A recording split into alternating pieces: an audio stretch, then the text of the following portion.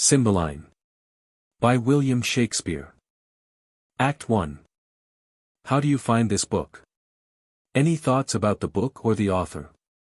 Any suggestion for improvement? Please take a moment to share your thoughts in a comment. If you like it, share it with your friends who might enjoy it as well. Subscribe to keep in touch. Visit completeaudiobooks.com for more quality content. Scene 1. Britain. The garden of Cymbeline's palace. Enter two gentlemen. First gentleman, you do not meet a man but frowns, our bloods. No more obey the heavens than our courtiers. Still seem as does the king. Second gentleman. But what's the matter? First gentleman, his daughter, and the heir of's kingdom, whom he purposed to his wife's sole son a widow. That late he married hath referred herself unto a poor but worthy gentleman, she's wedded. Her husband banished. She imprisoned, all is outward sorrow, though I think the king be touched at very heart. Second gentleman, none but the king. First gentleman, he that hath lost her too, so is the queen that most desired the match. But not a courtier, although they wear their faces to the bent of the king's looks, hath a heart that is not glad at the thing they scowl at. Second gentleman, and why so? First gentleman. He that hath missed the princess is a thing too bad for bad report, and he that hath her, I mean, that married her, alack, good man, and therefore banished is a creature such as, to seek through the regions of the earth for one his like, there would be something failing in him that should compare. I do not think so fair an outward and such stuff within endows a man but he. Second gentleman, you speak him far. First gentleman, I do extend him, sir, within himself. Crush him together rather than unfold his measure duly. Second gentleman, what's his name and birth? First gentleman. I cannot delve him to the root, his father was called Cecilius, who did join his honor against the Romans with Cymbeline, but had his titles by Tenantius whom he served with glory and admired success. So gained the Suredition Leonidas, and had, besides this gentleman in question, two other sons, who in the wars the time died with their swords in hand, for which their father, then old and fond of issue, took such sorrow that he quit being, and his gentle lady. Big of this gentleman our theme, deceased as he was born. The king he takes the babe to his protection, calls him Posthumus Leonidas, breeds him and makes him of his bedchamber, puts to him all the learnings that his time could make him the receiver of, which he took, as we do ere, fast as 'twas ministered, and in spring became a harvest, lived in court, which rare it is to do most praised, most loved. A sample to the youngest, to the more mature, a glass that feed them, and to the graver, a child that guided dotards to his mistress, for whom he now is banished, her own price proclaims how she esteemed him and his virtue. By her election may be truly read what kind of man he is. Second gentleman, I honor him even out of your report. But, pray you, tell me, is she sole child to the king? First gentleman, his only child. He had two sons, if this be worth your hearing. Mark it, the eldest of them at 3 years old. The swathing clothes the other, from their nursery, were stolen, and to this hour no guess in knowledge which way they went. Second gentleman. How long is this ago? First gentleman, some 20 years. Second gentleman, that a king's children should be so conveyed, so slackly guarded, and the search so slow, that could not trace them. First gentleman. Howsoe'er 'tis strange, Or that the negligence may well be laughed at. Yet is it true, sir? Second gentleman, I do well believe you. First gentleman, we must forbear, here comes the gentleman. The Queen, and Princess. Exeunt. Enter the Queen, Posthumus Leonatus, and Imogen. Queen. No, be assured you shall not find me, daughter. After the slander of most stepmothers. Evil-eyed unto you, you're my prisoner, but your jailer shall deliver you the keys that lock up your restraint. For you, Posthumus. So soon as I can win the offended king, I will be known your advocate, marry, yet the fire of rage is in him, and 'twere good you leaned unto his sentence with what patience your wisdom may inform you. Posthumus Leonatus. Please your highness. I will from hence today. Queen, you know the peril. I'll fetch a turn about the garden, pitying the pangs of barred affections, though the king hath charged you should not speak together. Exit. Imogen. Oh, dissembling courtesy! How fine this tyrant can tickle where she wounds. My dearest husband, I something fear my father's wrath, but nothing. Always reserve my holy duty what his rage can do on me. You must be gone, and I shall here abide the hourly shot of angry eyes, not comforted to live, but that there is this jewel in the world that I may see again. Posthumus Leonatus, my queen, my mistress. O lady, weep no more, lest I give cause to be suspected of more tenderness than doth become a man. I will remain the loyalst husband that did e'er plight troth. My residence in Rome at one Philarios, who to my father was a friend, to me known but by letter, thither write, my queen. And with mine eyes I'll drink the words you send, though ink be made of gall. Re-enter Queen. Queen, be brief, I pray you. If the king come, I shall incur I know not how much of his displeasure. Aside. Yet I'll move him to walk this way. I never do him wrong, but he does by my injuries. To be friends pays dear for my offences. Exit. Posthumus Leonatus, should we be taking leave? As long a term as yet we have to live, the loathness to depart would grow. Adieu. Imogen.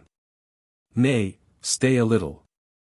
Were you but riding forth to air yourself, such parting were too petty. Look here, love. This diamond was my mother's, take it, heart. But keep it till you woo another wife. When Imogen is dead. Posthumus Leonatus, how?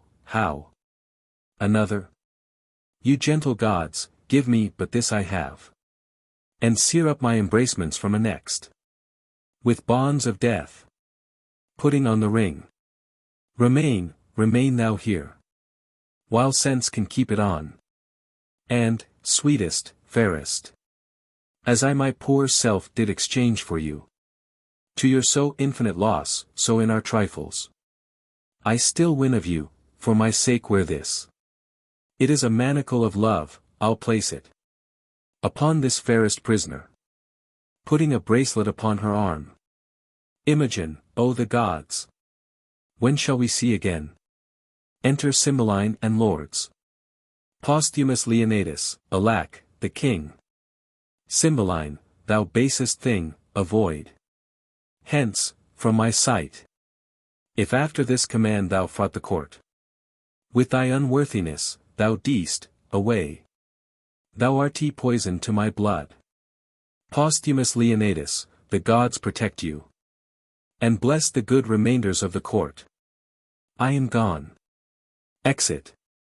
Imogen. There cannot be a pinch in death more sharp than this is. Cymbeline, O disloyal thing, that shouldst repair my youth, thou heapst a year's age on me. Imogen, I beseech you, sir, Harm not yourself with your vexation. I am senseless of your wrath.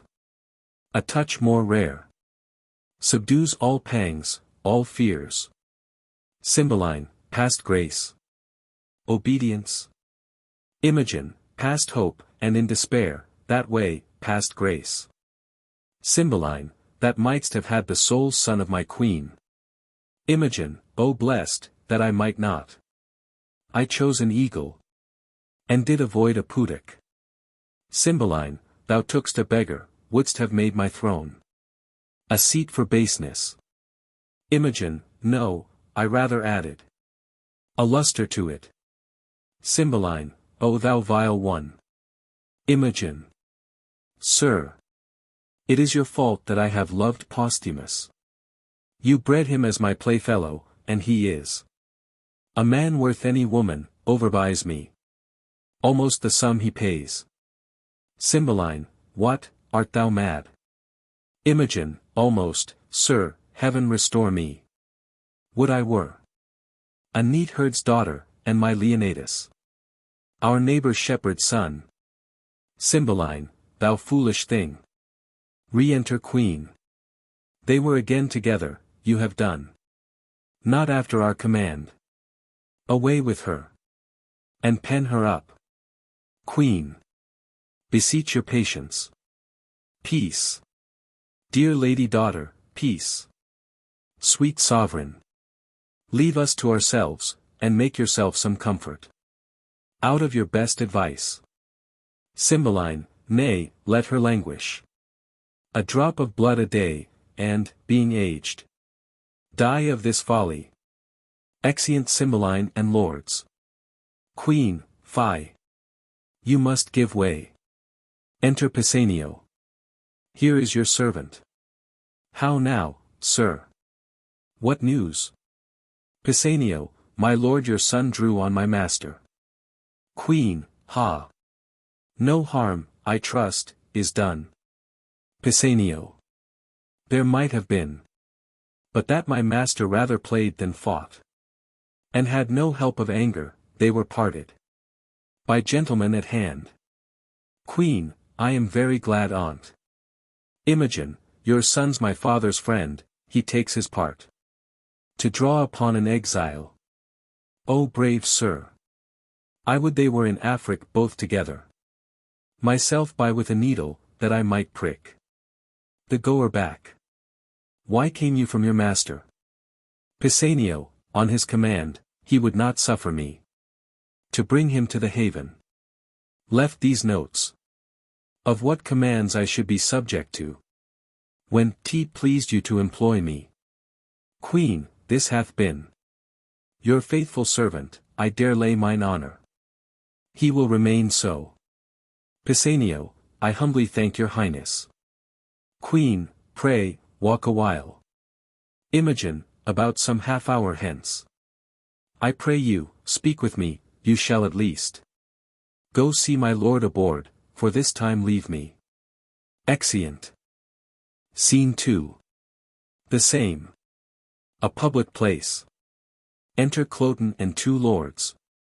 First Lord, sir, I would advise you to shift a shirt. The violence of action hath made you reek as a sacrifice, where air comes out, air comes in. There's none abroad so wholesome as that you vent. Cloten, if my shirt were bloody, then to shift it. Have I hurt him? Second Lord, aside, no, faith. Not so much as his patience. First Lord, hurt him. His body's a passable carcass, if he be not hurt, it is a thoroughfare for steel, if it be not hurt. Second Lord, aside, his steel was in debt, it went the backside the town. Cloten. The villain would not stand me. Second Lord, aside, no, but he fled forward still, toward your face. First Lord, stand you. You have land enough of your own, but he added to your having, gave you some ground. Second Lord, aside. As many inches as you have oceans. Puppies. Cloten, I would they had not come between us. Second Lord, aside, so would I, till you had measured how long. A fool you were upon the ground. Cloten, and that she should love this fellow and refuse me. Second Lord, aside, if it be a sin to make a true election, she is damned. First Lord, sir, as I told you always, her beauty and her brain go not together. She's a good sign, but I have seen small reflection of her wit. Second Lord, aside. She shines not upon fools, lest the reflection should hurt her. Cloten, come, all to my chamber. Would there had been some hurt done. Second Lord, aside, I wish not so, unless it had been the fall of an ass, which is no great hurt. Cloten. You'll go with us. First Lord, I'll attend your lordship. Cloten, nay, come, let's go together.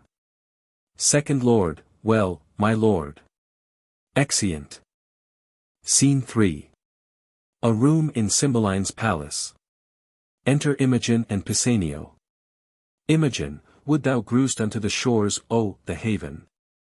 And questionedst every sail, if he should write. And not have it, 'twere a paper lost.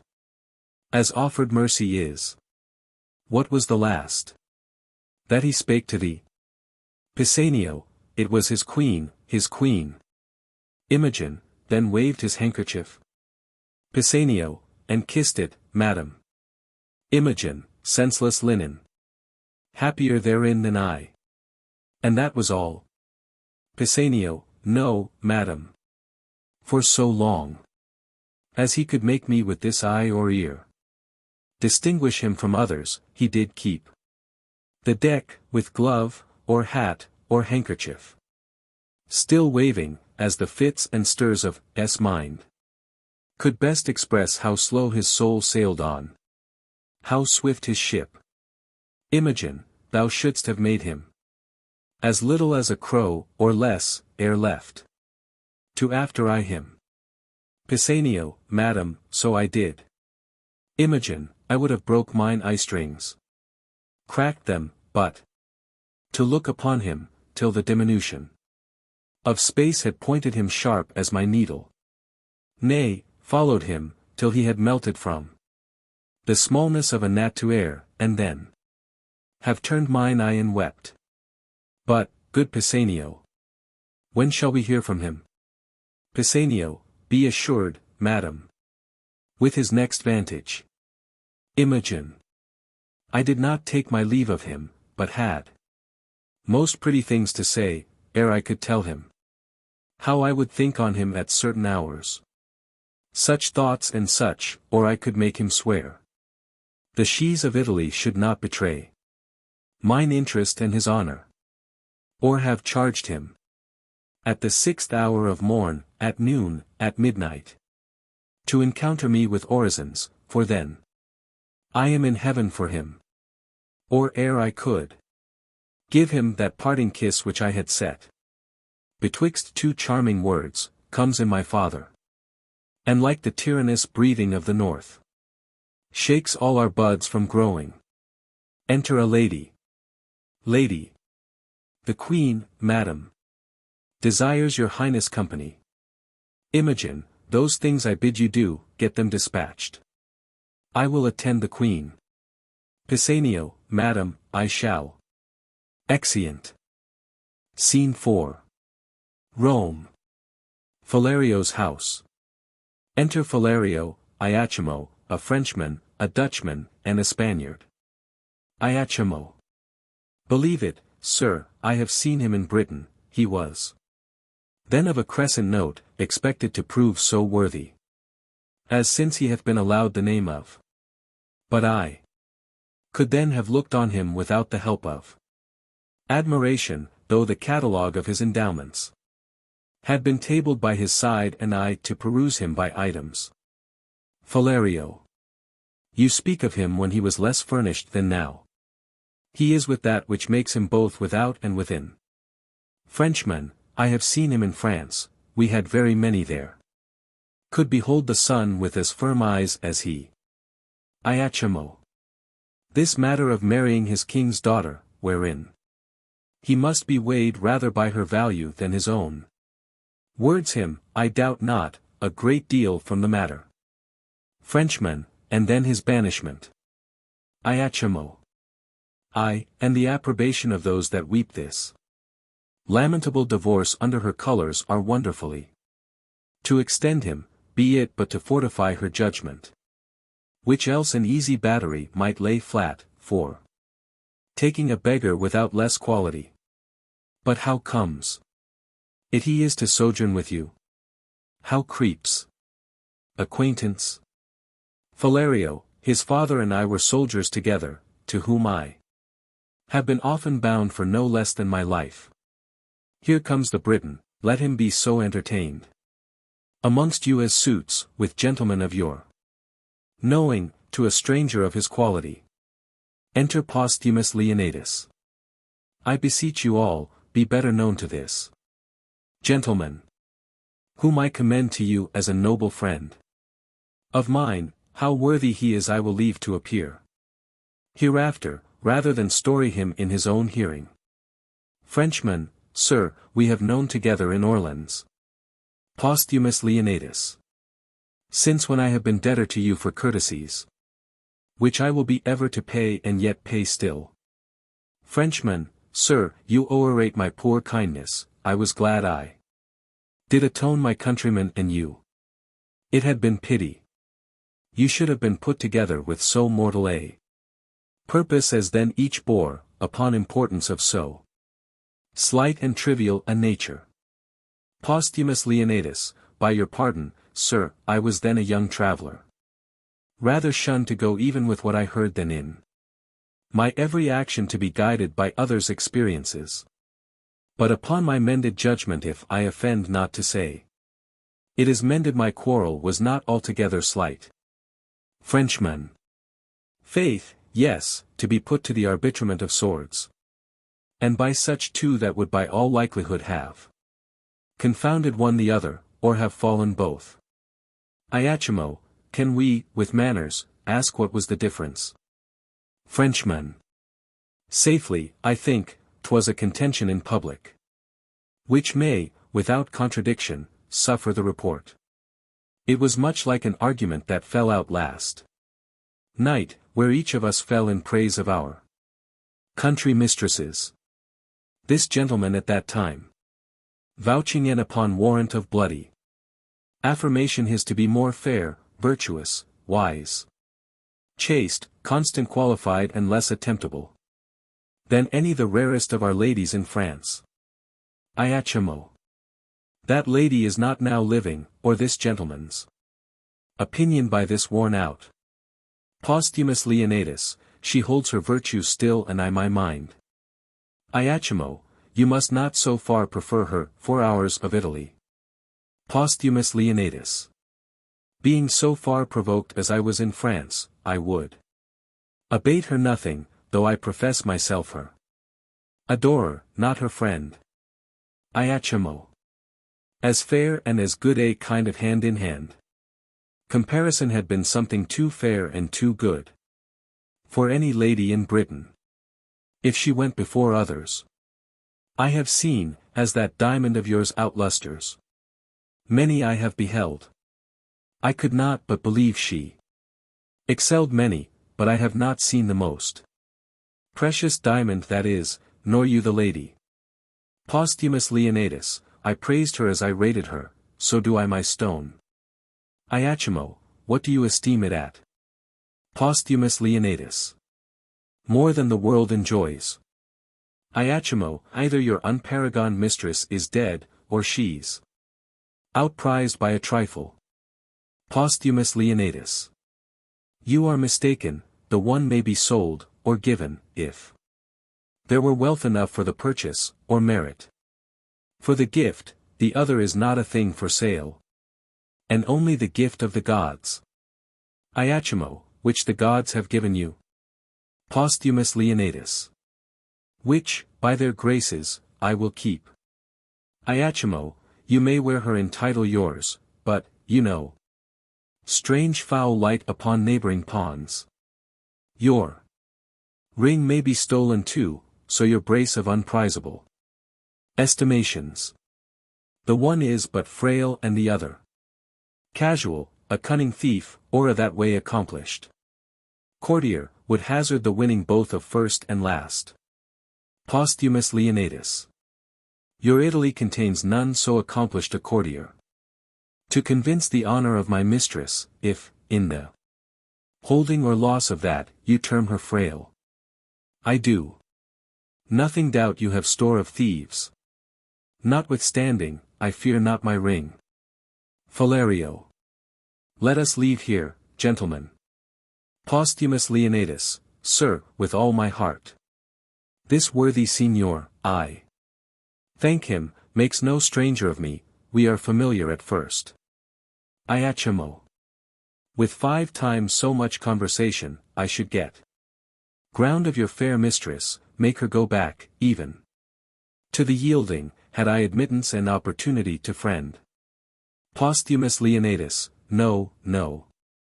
Iachimo. I dare thereupon pawn the moiety of my estate to your ring. Which, in my opinion, o'ervalues it something, but I make my wager rather against your confidence than her reputation, and, to bar your offence herein too, I durst attempt it against any lady in the world. Posthumus Leonatus. You are a great deal abused in too bold a persuasion, and I doubt not you sustain what you're worthy of by your attempt. Iachimo, what's that? Posthumus Leonatus, a repulse, though your attempt, as you call it, deserve more, a punishment too. Philario, gentlemen, enough of this, it came in too suddenly. Let it die as it was born, and, I pray you, be better acquainted. Iachimo, would I had put my estate and my neighbors on the approbation of what I have spoke. Posthumus Leonatus. What lady would you choose to assail? Iachimo, yours, whom in constancy you think stands so safe. I will lay you 10,000 ducats to your ring. That, commend me to the court where your lady is.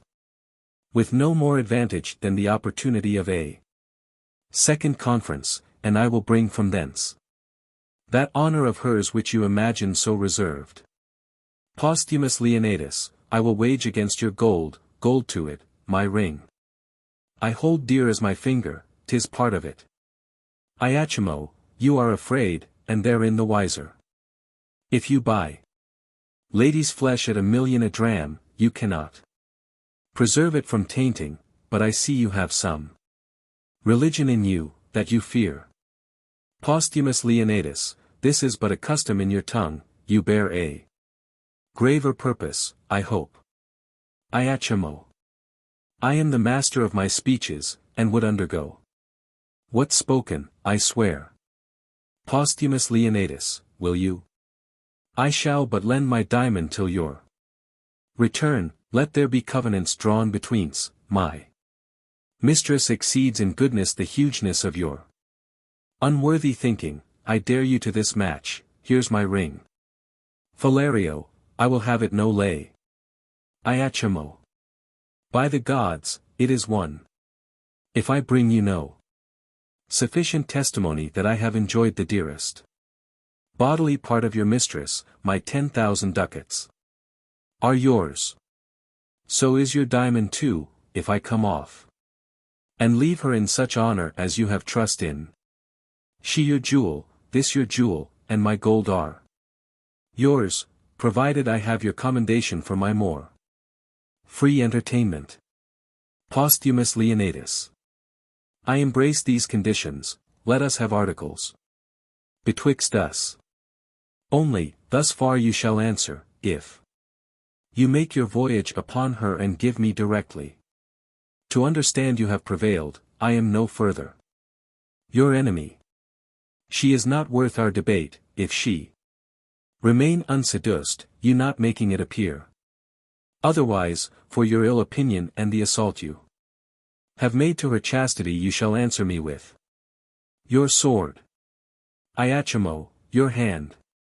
A covenant, we will have these things set down by lawful counsel, and straightway for Britain, lest the bargain should catch cold and starve. I will fetch my gold and have our two wagers recorded.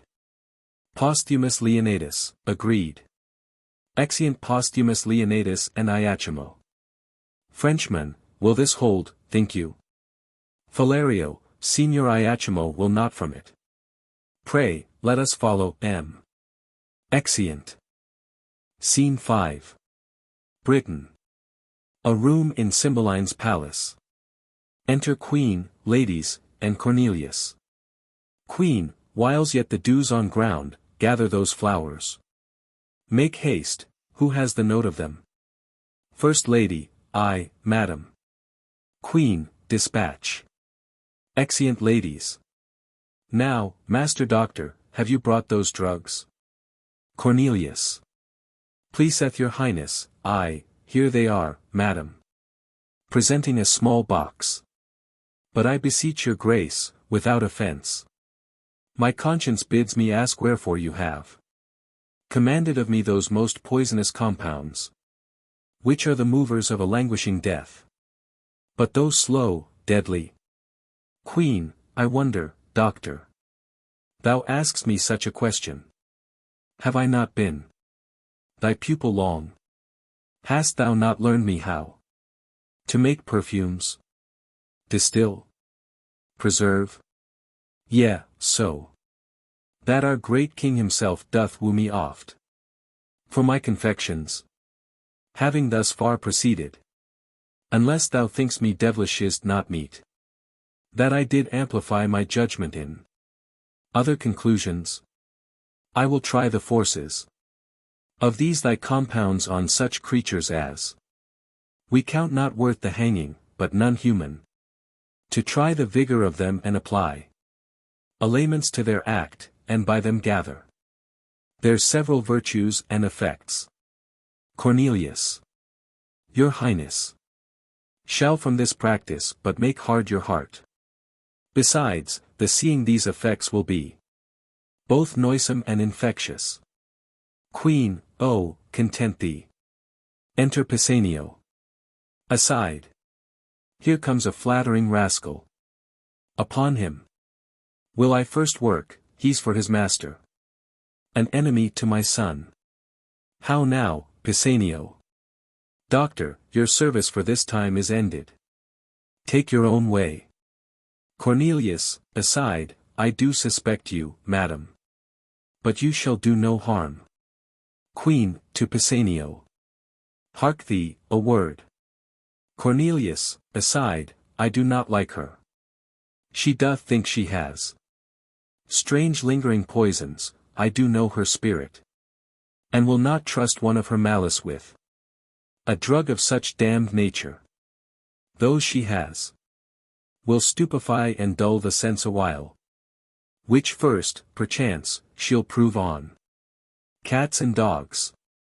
Then afterward up higher, but there is no danger in what show of death it makes, more than the locking up the spirits a time, to be more fresh, reviving. She is fooled with a most false effect, and I the truer, so to be false with her. Queen, no further service, Doctor, until I send for thee. Cornelius, I humbly take my leave. Exit. Queen, weeps she still, say'st thou? Dost thou think in time she will not quench and let instructions enter?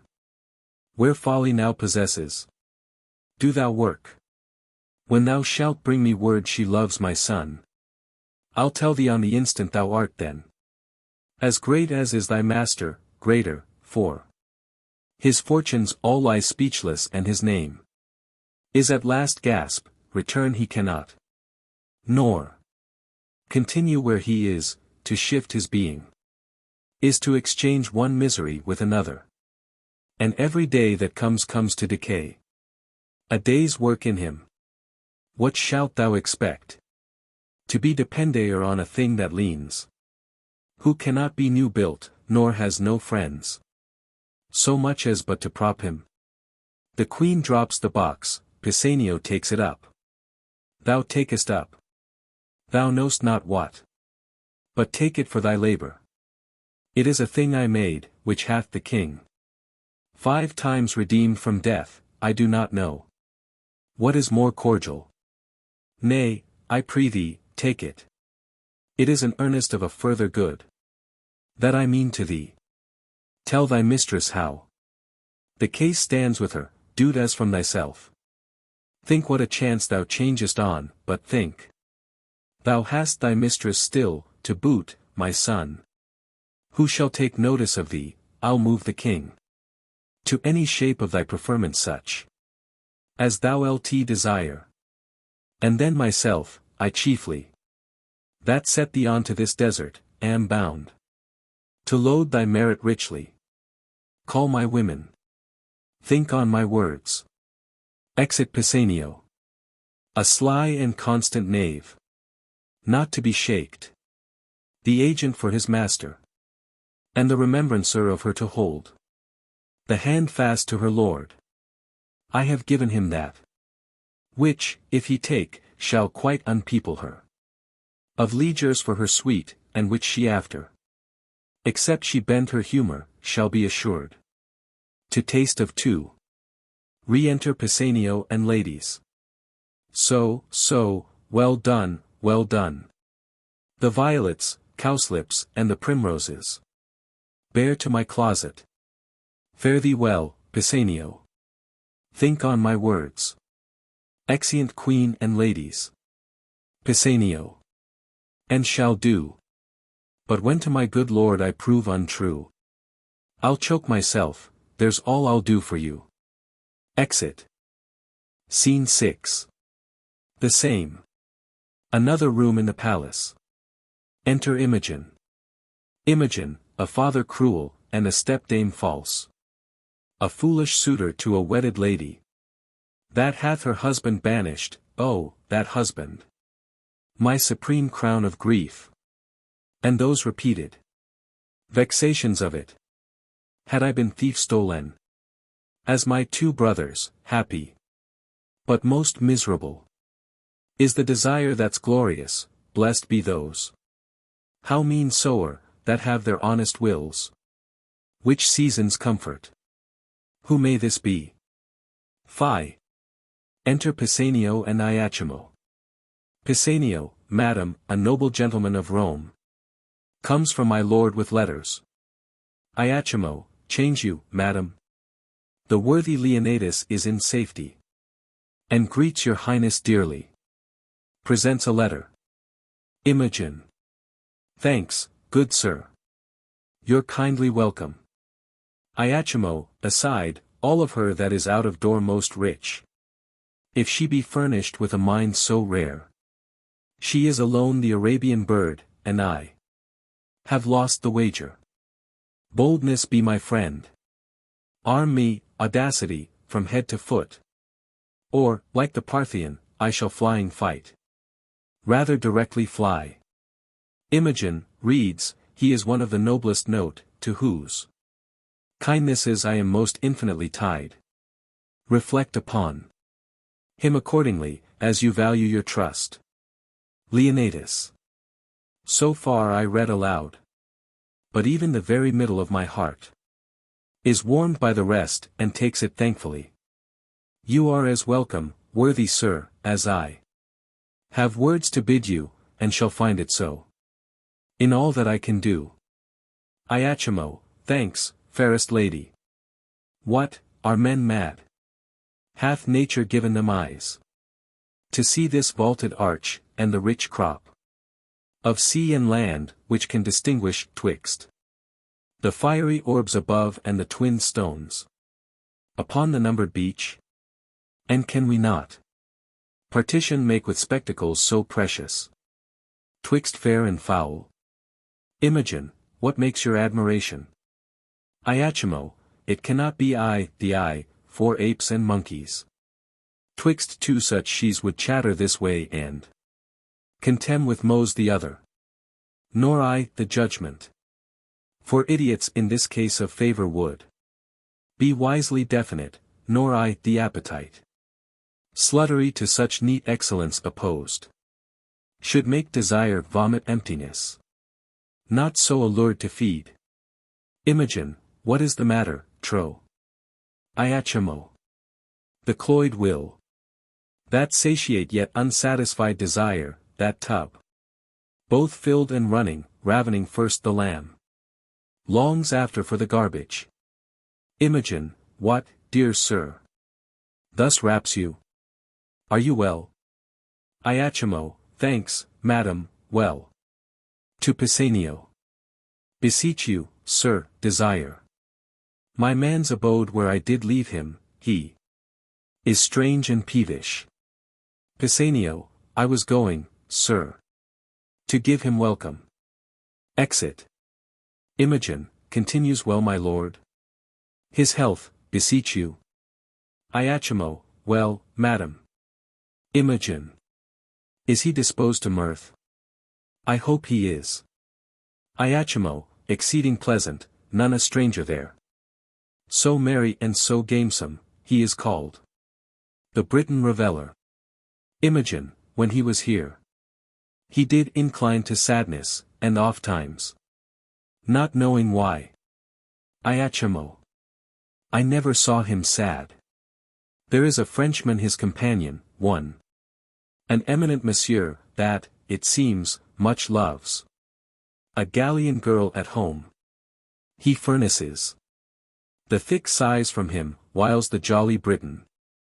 Your lord, I mean laughs from's free lungs, cries, oh. Can my sides hold, to think that man, who knows? By history, report, or his own proof. What woman is, yeah. What she cannot choose. But must be, will his free hours languish for? Assured bondage?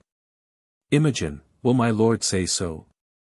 Iachimo, I, madam, with his eyes in flood with laughter. It is a recreation to be by. And hear him mock the Frenchman. But, heavens no. Some men are much to blame. Imogen, not he, I hope. Iachimo. Not he, but yet heaven's bounty towards him might be used more thankfully. In himself, 'tis much. In you, which I account his beyond all talents. Whilst I am bound to wonder, I am bound to pity too. Imogen, what do you pity, sir? Iachimo. Two creatures heartily. Imogen, am I one, sir? You look on me, what wreck discern you in me? Deserves your pity? Iachimo, lamentable. What? To hide me from the radiant sun and solace. I, the dungeon by a snuff. Imogen. I pray you, sir. Deliver with more openness your answers. To my demands. Why do you pity me? Iachimo, that others do. I was about to say enjoy your but. It is an office of the gods to venge it. Not mine to speak on, t. Imogen. You do seem to know something of me, or what concerns me, pray you. Since doubling things go ill often hurts more than to be sure they do. For certainties either are past remedies, or, timely knowing. The remedy then born discover to me what both you spur and stop. Iachimo, had I this cheek to bathe my lips upon, this hand, whose every touch, would force the feeler's soul to the oath of loyalty, this object, which takes prisoner the wild motion of mine eye, fixing it only here. Should I, damn then, slaver with lips as common as the stairs that mount the Capitol, join gripes with hands made hard with hourly falsehood, as with labor. Then by peeping in an eye, base and unlustrous as the smoky light, that's fed with stinking tallow, it were fit that all the plagues of hell should at one time encounter such revolt. Imogen, my lord, I fear, has forgot Britain. Iachimo, and himself. Not I. Inclined to this intelligence, pronounce the beggary of his change, but 'tis your graces that from pay mutest conscience to my tongue. Charms this report out. Imogen, let me hear no more. Iachimo, O dearest soul, your cause doth strike my heart with pity, that doth make me sick. A lady so fair, and fastened to an empery, would make the great'st king double to be partnered with tomboys hired with that self-exhibition which your own coffers yield, with diseased ventures that play with all infirmities for gold, which rottenness can lend nature. Such boiled stuff as well might poison, be revenged. Or she that bore you was no queen, and you recoil from your great stock. Imogen, revenged. How should I be revenged? If this be true, as I have such a heart that both mine ears must not in haste abuse. If it be true, how should I be revenged? Iachimo, should he make me live, like Diana's priest, betwixt cold sheets, whiles he is vaulting variable ramps, in your despite, upon your purse? Revenge it. I dedicate myself to your sweet pleasure, more noble than that runagate to your bed, and will continue fast to your affection, still close as sure. Imogen, what, ho, Pisanio. Iachimo, let me my service tender on your lips. Imogen, away. I do condemn mine ears that have so long attended thee. If thou wert honorable, thou wouldst have told this tale for virtue, not for such an end thou seek'st as base as strange. Thou wrong'st a gentleman, who is as far from thy report as thou from honor, and solicit'st here a lady that disdains thee and the devil alike. What ho, Pisanio!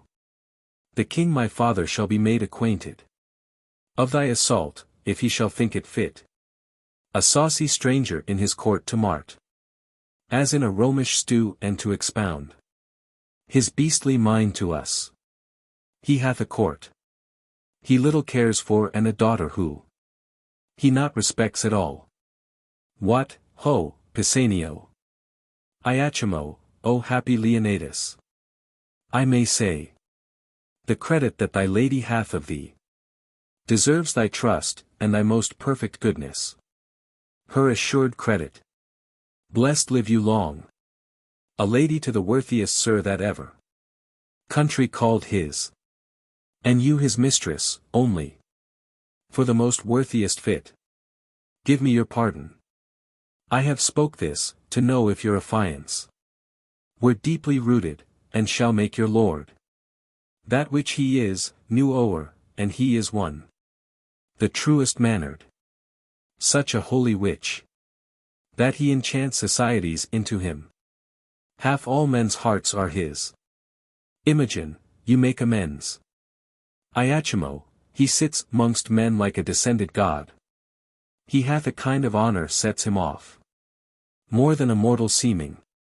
Be not angry, most mighty princess, that I have adventured to try your taking a false report, which hath honored with confirmation your great judgment in the election of a sir so rare, which you know cannot err. The love I bear him made me to fan you thus, but the gods made you unlike all others, chaffless. Pray, your pardon. Imogen.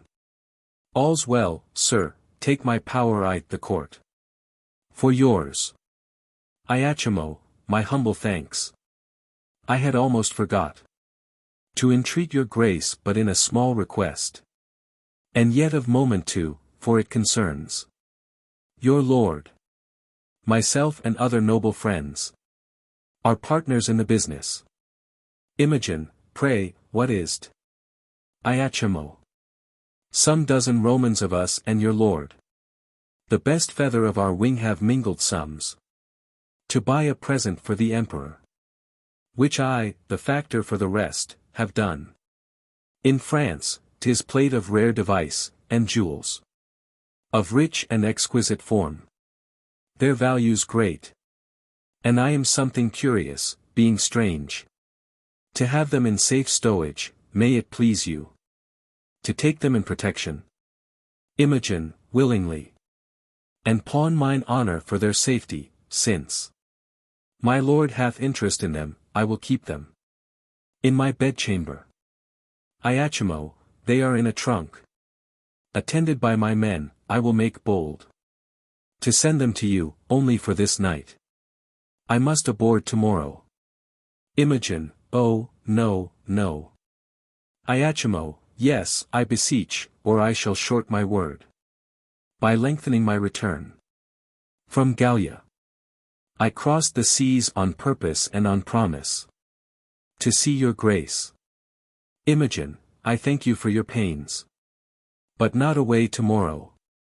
Iachimo, oh, I must, madam. Therefore I shall beseech you, if you please, to greet your lord with writing, due tonight. I have outstood my time, which is material to the tender of our present. Imogen, I will write. Send your trunk to me. It shall safe be kept. And truly yielded you. You're very welcome. Exeunt. Act 2. Scene 1. Britain. Before Cymbeline's palace. Enter Cloten and 2 lords.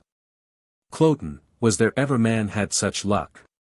When I kissed the jack, upon an upcast to be hid away. I had £100 on't, and then a horse on jackanapes. Must take me up for swearing, as if I borrowed mine oaths of him and might not spend them at my pleasure. First Lord, what got he by that? You have broke his pate with your bowl. Second Lord, aside, if his wit had been like him that broke it, it would have run all out. Cloten, when a gentleman is disposed to swear, it is not for any standers by to curtail his oaths, ha. Second Lord, no my lord. Aside. Nor crop the ears of them. Cloten, whoreson dog. I give him satisfaction. Would he had been one of my rank. Second Lord, aside, to have smelt like a fool. Cloten, I am not vexed more at any thing in the earth, pox on't. I had rather not be so noble as I am. They dare not fight with me, because of the queen my mother. Every jack-slave hath his bellyful of fighting, and I must go up and down like a cock that nobody can match. Second Lord. Aside, you are cock and capon too, and you crow. Cock, with your comb on. Cloten, sayest thou? Second Lord, it is not fit your lordship should undertake every companion that you give offence to. Cloten. No, I know that, but it is fit I should commit offence to my inferiors. Second Lord, it is fit for your lordship only. Cloten, why, so I say. First Lord, did you hear of a stranger that's come to court tonight? Cloten. A stranger, and I not know on't. Second Lord, aside, he's a strange fellow himself, and knows it not. First Lord, there's an Italian come, and, 'tis thought, one of Leonatus' friends. Cloten, Leonatus. A banished rascal. And he's another. Whatsoever he be. Who told you of this stranger? First Lord, one of your lordship's pages.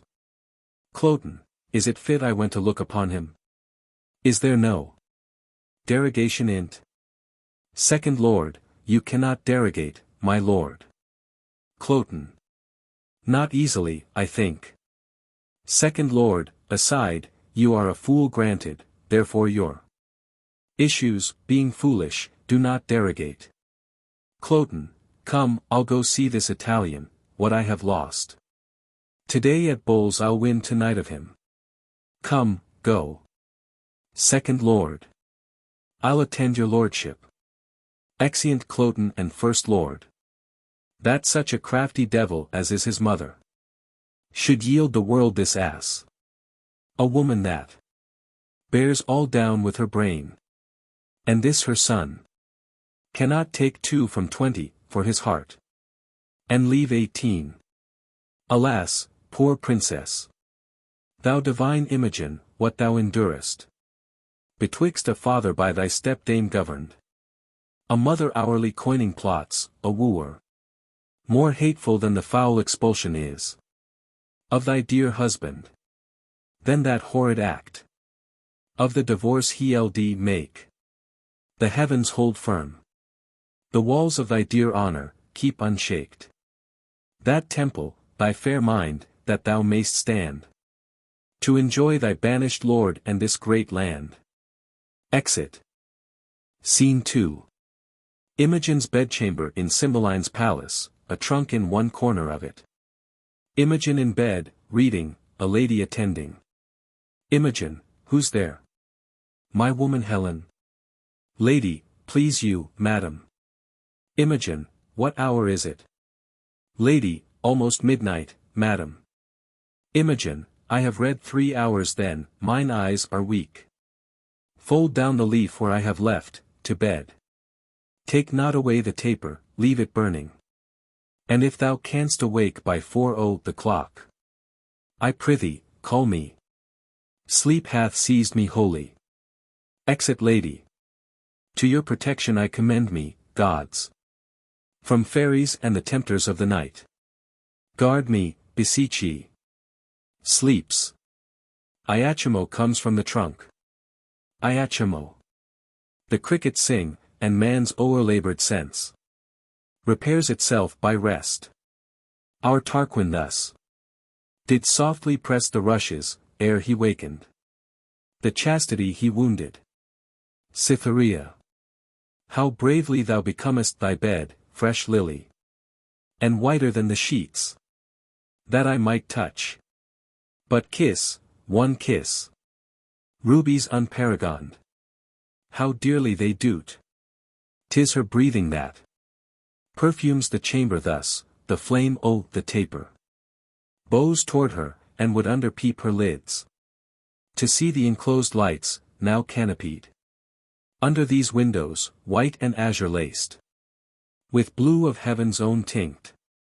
But my design, to note the chamber, I will write all down. Such and such pictures, there the window, such the adornment of her bed, the arras, figures. Why, such and such, and the contents, the story. Ah, but some natural notes about her body, above 10,000 meaner movables, would testify, to enrich mine inventory. O sleep, thou ape of death, lie dull upon her, and be her sense but as a monument. Thus in a chapel lying. Come off, taking off her bracelet, as slippery as the Gordian knot was hard. 'Tis mine, and this will witness outwardly, as strongly as the conscience does within, to the matting of her lord. On her left breast, a mole sinks spotted, like the crimson drops. The bottom of a cowslip, here's a voucher, stronger than ever law could make. This secret will force him think I have picked the lock and ta'en the treasure of her honor. No more. To what end? Why should I write this down, that's riveted, screwed to my memory? She hath been reading late the tale of Tyrus, here the leaves turn down, where Philomel gave up. I have enough. To the trunk again, and shut the spring of it. Swift, swift, ye dragons of the night, that dawning may bear the raven's eye. I lodge in fear. Though this a heavenly angel, hell is here.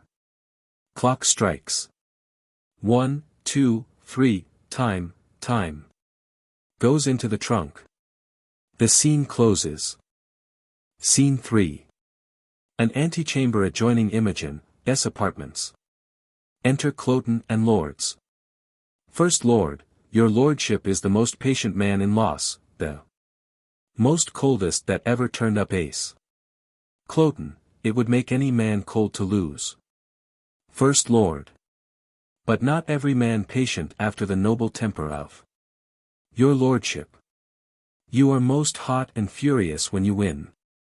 Cloten, winning will put any man into courage. If I could get this foolish Imogen, I should have gold enough. It's almost morning, is not? First Lord, day, my lord. Cloten, I would this music would come, I am advised to give her music. Oh, mornings, they say it will penetrate.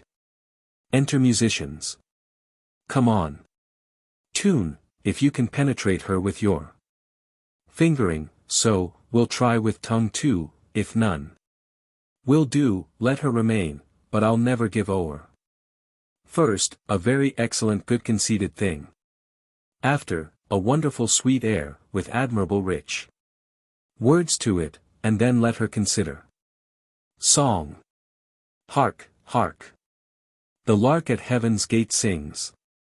And Phoebus gins arise his steeds to water at those springs. On chaliced flowers that lies. And winking merry buds begin to ope their golden eyes. With everything that pretty is. My lady sweet, arise. Arise, arise. Cloten, so, get you gone. If this penetrate, I will consider your music the better, if it do not, it is a vice in her ears, which horsehairs and calves' guts, nor the voice of unpaved eunuch to boot, can never amend. Exeunt musicians. Second Lord, here comes the king.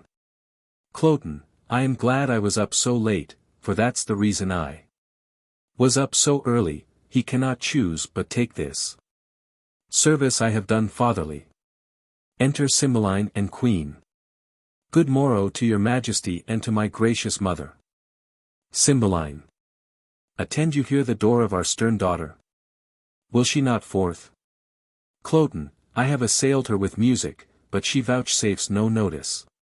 Cymbeline, the exile of her minion is too new. She hath not yet forgot him, some more time must wear the print of his remembrance out. And then she's yours.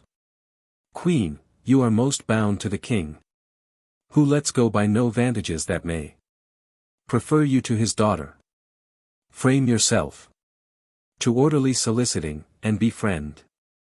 With aptness of the season, make denials. Increase your services, so seem as if you were inspired to do those duties which you tender to her. That you in all obey her. Save when command to your dismission tends. And therein you are senseless. Cloten, senseless. Not so. Enter a messenger. Messenger, so like you, sir, ambassadors from Rome. The one is Caius Lucius. Cymbeline. A worthy fellow. Albeit he comes on angry purpose now. But that's no fault of his, we must receive him according to the honor of his sender. And towards himself, his goodness forespent on us, we must extend our notice. Our dear son, when you have given good morning to your mistress, attend the queen, and us, we shall have need to employ you towards this Roman. Come, our queen. Exeunt all but Cloten. Cloten, if she be up, I'll speak with her. If not, let her lie still and dream. Knox. By your leave, ho. I know her women are about her, what? If I do line one of their hands, 'tis gold, which buys admittance, oft it doth. Yea, and makes Diana's rangers false themselves, yield up. They're dear to the stand, oh, the stealer, and 'tis gold, which makes the true man killed and saves the thief. Nay, sometime hangs both thief and true man, what? Can it not do and undo? I will make one of her women lawyer to me, for I yet not understand the case myself. Knox. By your leave. Enter a lady. Lady, who's there that knocks? Cloten, a gentleman. Lady, no more. Cloten, yes, and a gentlewoman's son. Lady. That's more. Then some, whose tailors are as dear as yours, can justly boast of. What's your lordship's pleasure? Cloten, your lady's person, is she ready? Lady, I. To keep her chamber. Cloten, there is gold for you. Sell me your good report. Lady, how? My good name. Or to report of you. What I shall think is good, the princess. Enter Imogen. Cloten, good morrow, fairest, sister, your sweet hand. Exit lady. Imogen, good morrow, sir. You lay out too much pains. For purchasing but trouble, the thanks I give. Is telling you that I am poor of thanks. And scarce can spare them. Cloten, still, I swear I love you. Imogen. If you but said so, 'twere as deep with me. If you swear still, your recompense is still. That I regard it not. Cloten, this is no answer. Imogen, but that you shall not say I yield being silent. I would not speak. I pray you, spare me, faith. I shall unfold equal discourtesy. To your best kindness, one of your great knowing. Should learn, being taught, forbearance. Cloten, to leave you in your madness, 'twere my sin. I will not. Imogen. Fools are not mad folks. Cloten, do you call me fool? Imogen, as I am mad, I do. If you'll be patient, I'll no more be mad. That cures us both. I am much sorry, sir. You put me to forget a lady's manners. By being so verbal, and learn now, for all. That I, which know my heart, do here pronounce. By the very truth of it, I care not for you. And am so near the lack of charity. To accuse myself I hate you. Which I had rather. You felt than maked my boast. Cloten, you sin against. Obedience, which you owe your father. 4. The contract you pretend with that base wretch. One bread of alms and fostered with cold dishes. With scraps, oh, the court, it is no contract, none. And though it be allowed in meaner parties. Yet who than he more mean? To knit their souls. On whom there is no more dependency. But brats and beggary, in self figured not. Yet you are curbed from that enlargement by.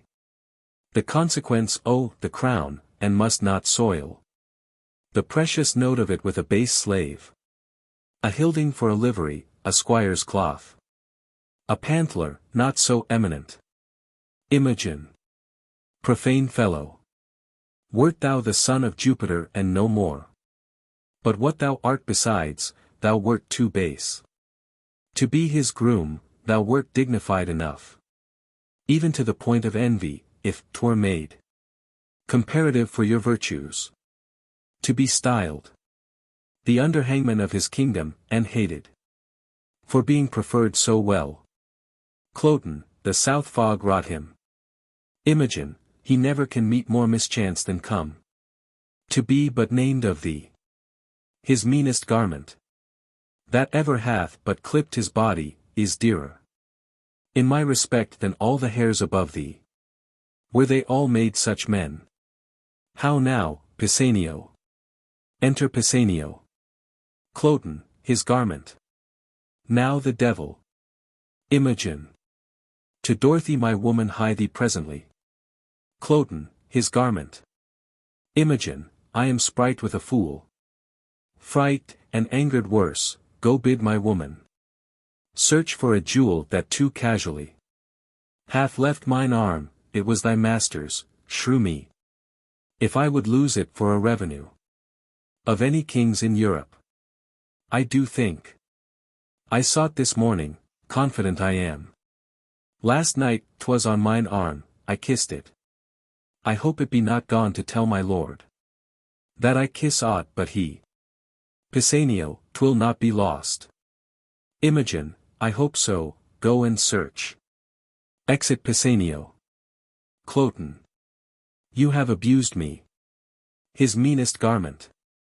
Imogen. I said so, sir. If you will make an action, call witness to't. Cloten. I will inform your father. Imogen. Your mother too. She's my good lady, and will conceive, I hope. But the worst of me. So, I leave you, sir. To the worst of discontent. Exit. Cloten. I'll be revenged. His meanest garment. Well. Exit. Scene 4. Rome. Philario's house. Enter Posthumus and Philario. Posthumus Leonatus. Fear it not, sir, would I were so sure. To win the king as I am bold her honor will remain hers. Philario. What means do you make to him? Posthumus Leonatus. Not any, but abide the change of time. Quake in the present winter's state and wish that warmer days would come, in these seared hopes. I barely gratify your love, they failing. I must die much your debtor. Philario. Your very goodness and your company pays all I can do. By this, your king hath heard of great Augustus, Caius Lucius.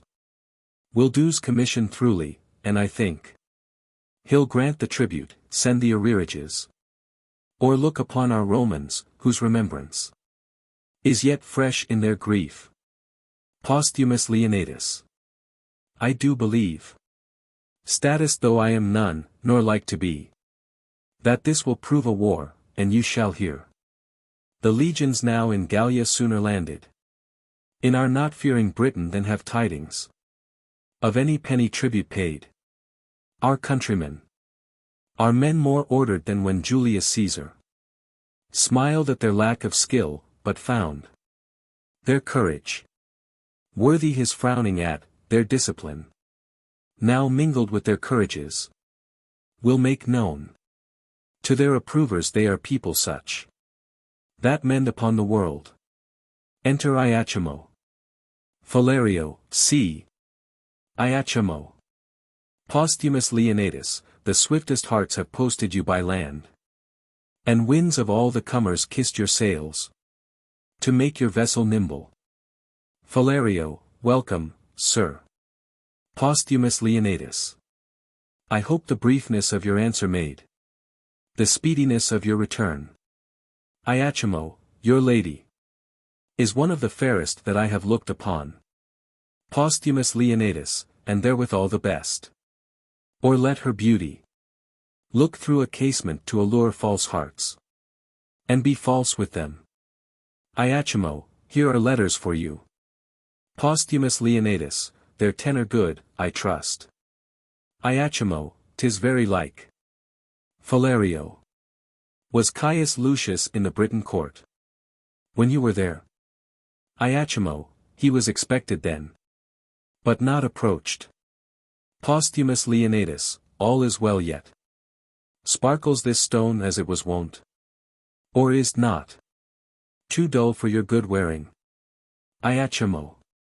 If I had lost it, I should have lost the worth of it in gold.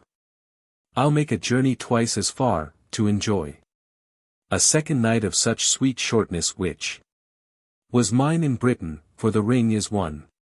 Posthumus Leonatus, the stone's too hard to come by. Iachimo, not a whit. Your lady being so easy. Posthumus Leonatus, make not, sir, your loss your sport. I hope you know that we must not continue friends. Iachimo, good sir, we must, if you keep covenant. Had I not brought the knowledge of your mistress home, I grant we were to question further, but I now profess myself the winner of her honor, together with your ring, and not the wronger of her or you, having proceeded but by both your wills. Posthumus Leonatus, if you can make apparent that you have tasted her in bed, my hand and ring is yours, if not, the foul opinion You had of her pure honor gains or loses. Your sword or mine, or masterless leaves both. To who shall find them? Iachimo, sir, my circumstances, being so near the truth as I will make them, must first induce you to believe, whose strength I will confirm with oath, which, I doubt not, you'll give me leave to spare, when you shall find you need it not. Posthumus Leonatus, proceed. Iachimo, first, her bedchamber, where, I confess, I slept not, but profess, had that was well worth watching it was hanged with tapestry of silk and silver. The story. Proud Cleopatra, when she met her Roman, and Cydnus swelled above the banks, or for the press of boats or pride, a piece of work so bravely done, so rich, that it did strive in workmanship and value, which I wondered could be so rarely and exactly wrought, since the true life on't was. Posthumus Leonatus, this is true. And this you might have heard of here, by me, or by some other. Iachimo, more particulars must justify my knowledge. Posthumus Leonatus, so they must. Or do your honor injury. Iachimo, the chimney is south the chamber, and the chimney piece. Chaste yen bathing, never saw I figures so likely to report themselves. The cutter was as another nature, dumb. Out went her motion and breath left out. Posthumus Leonatus, this is a thing which you might from relation likewise reap, being, as it is, much spoke of.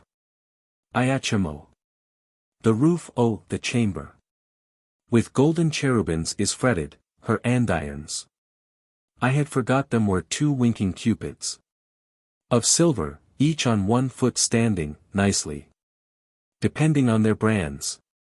Posthumus Leonatus, this is her honor. Let it be granted you have seen all this and praise be given to your remembrance the description of what is in her chamber nothing saves the wager you have laid. Iachimo, then, if you can, showing the bracelet, be pale, I beg but leave to air this jewel, see. And now, 'tis up again, it must be married. To that your diamond, I'll keep them. Posthumus Leonatus, Jove. Once more let me behold it, is it that which I left with her? Iachimo, sir, I thank her that she stripped it from her arm, I see her yet. Her pretty action did outsell her gift. And yet enriched it too, she gave it me, and said she prized it once. Posthumus Leonatus, maybe she plucked it off to send it me. Iachimo, she writes so to you, doth she? Posthumus Leonatus, oh, no, no, no. 'Tis true. Here, take this too. Gives the ring. It is a basilisk unto mine eye. Kills me to look on't. Let there be no honor where there is beauty, truth, where semblance, love.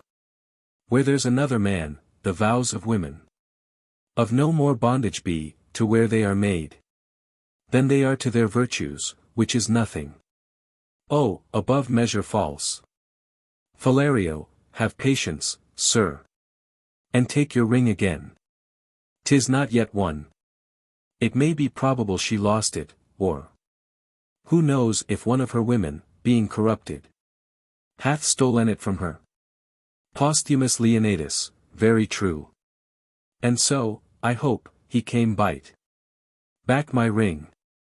Render to me some corporal sign about her. More evident than this, for this was stolen. Iachimo, by Jupiter, I had it from her arm. Posthumus Leonatus, hark you, he swears, by Jupiter he swears. 'Tis true, nay, keep the ring, 'tis true, I am sure. She would not lose it, her attendants are all sworn and honorable, they induced to steal it. And by a stranger. No, he hath enjoyed her. the cognizance of her incontinency. Is this, she hath bought the name of whore. Thus dearly. There, take thy hire, and all the fiends of hell divide themselves between you. Philario. Sir, be patient. This is not strong enough to be believed. Of one persuaded well of. Posthumus Leonatus, never talk on't. She hath been colt by him. Iachimo. If you seek for further satisfying, under her breast. Worthy the pressing lies a mole, right proud. Of that most delicate lodging, by my life. I kissed it, and it gave me present hunger. To feed again, though full. You do remember this stain upon her. Posthumus Leonatus, aye, and it doth confirm another stain, as big as hell can hold. Were there no more but it? Iachimo, will you hear more? Posthumus Leonatus, spare your arithmetic, never count the turns. Once, and a million. Iachimo, I'll be sworn. Posthumus Leonatus, no swearing. If you will swear you have not done't, you lie. And I will kill thee, if thou dost deny. Thou'st made me cuckold. Iachimo, I'll deny nothing. Posthumus Leonatus. Oh, that I had her here, to tear her limb meal. I will go there and do't, the court, before her father. I'll do something. Exit. Philario, quite besides. The government of patience. You have won. Let's follow him, and pervert the present wrath he hath against himself. Iachimo, within my heart. Exeunt. Scene 5. Another room in Philario's house. Enter Posthumus Leonatus. Posthumus Leonatus, is there no way for men to be but women? Must be half-workers. We are all bastards.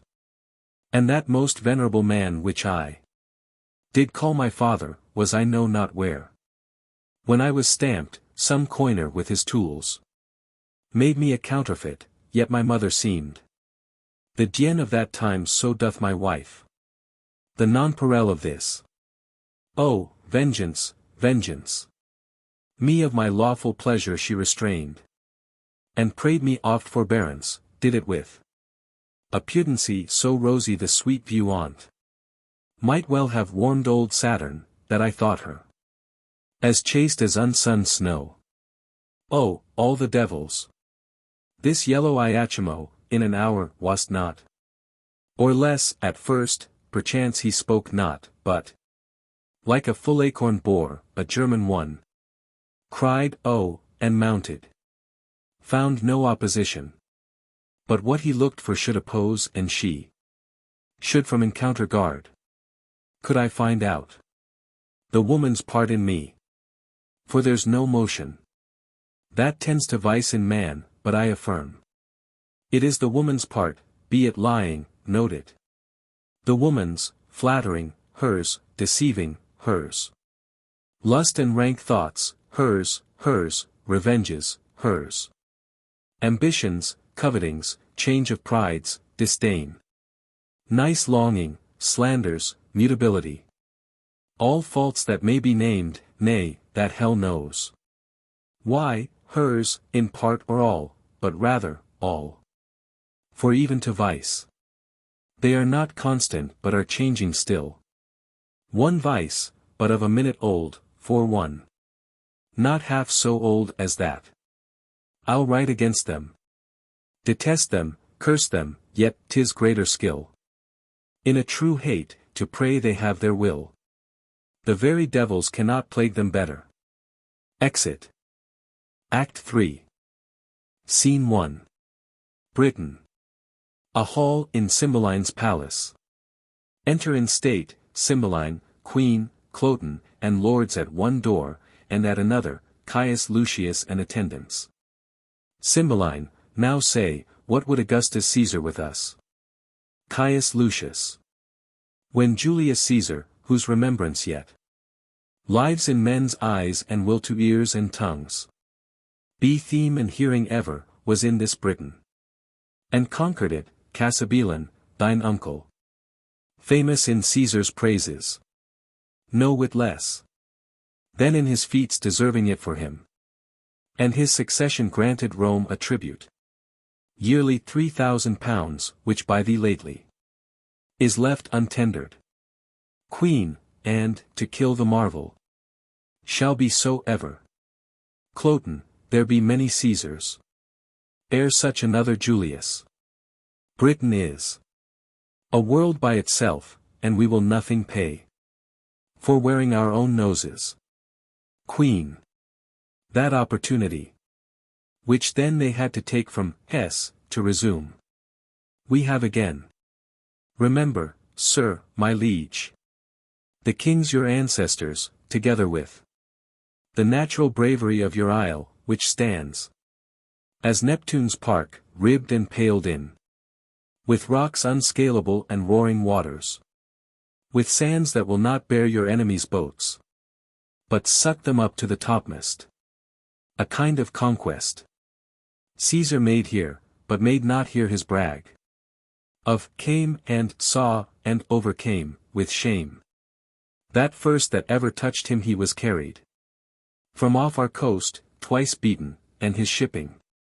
Poor ignorant baubles. Upon our terrible seas. Like eggshells moved upon their surges, cracked.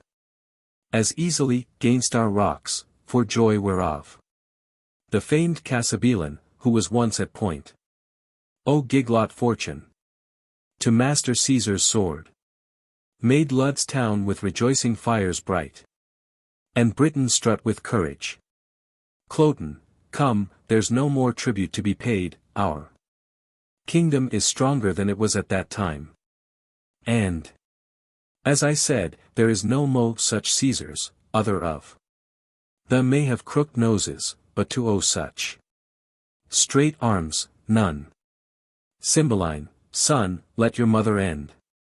Cloten, we have yet many among us can gripe as hard as Cymbeline. I do not say I am one. But I have a hand. Why tribute? Why should we pay tribute? If Caesar can hide the sun from us with a blanket, or put the moon in his pocket, we will pay him tribute. For light, else, sir, no more tribute, pray you now. Cymbeline. You must know. Till the injurious Romans did extort this tribute from us, we were free.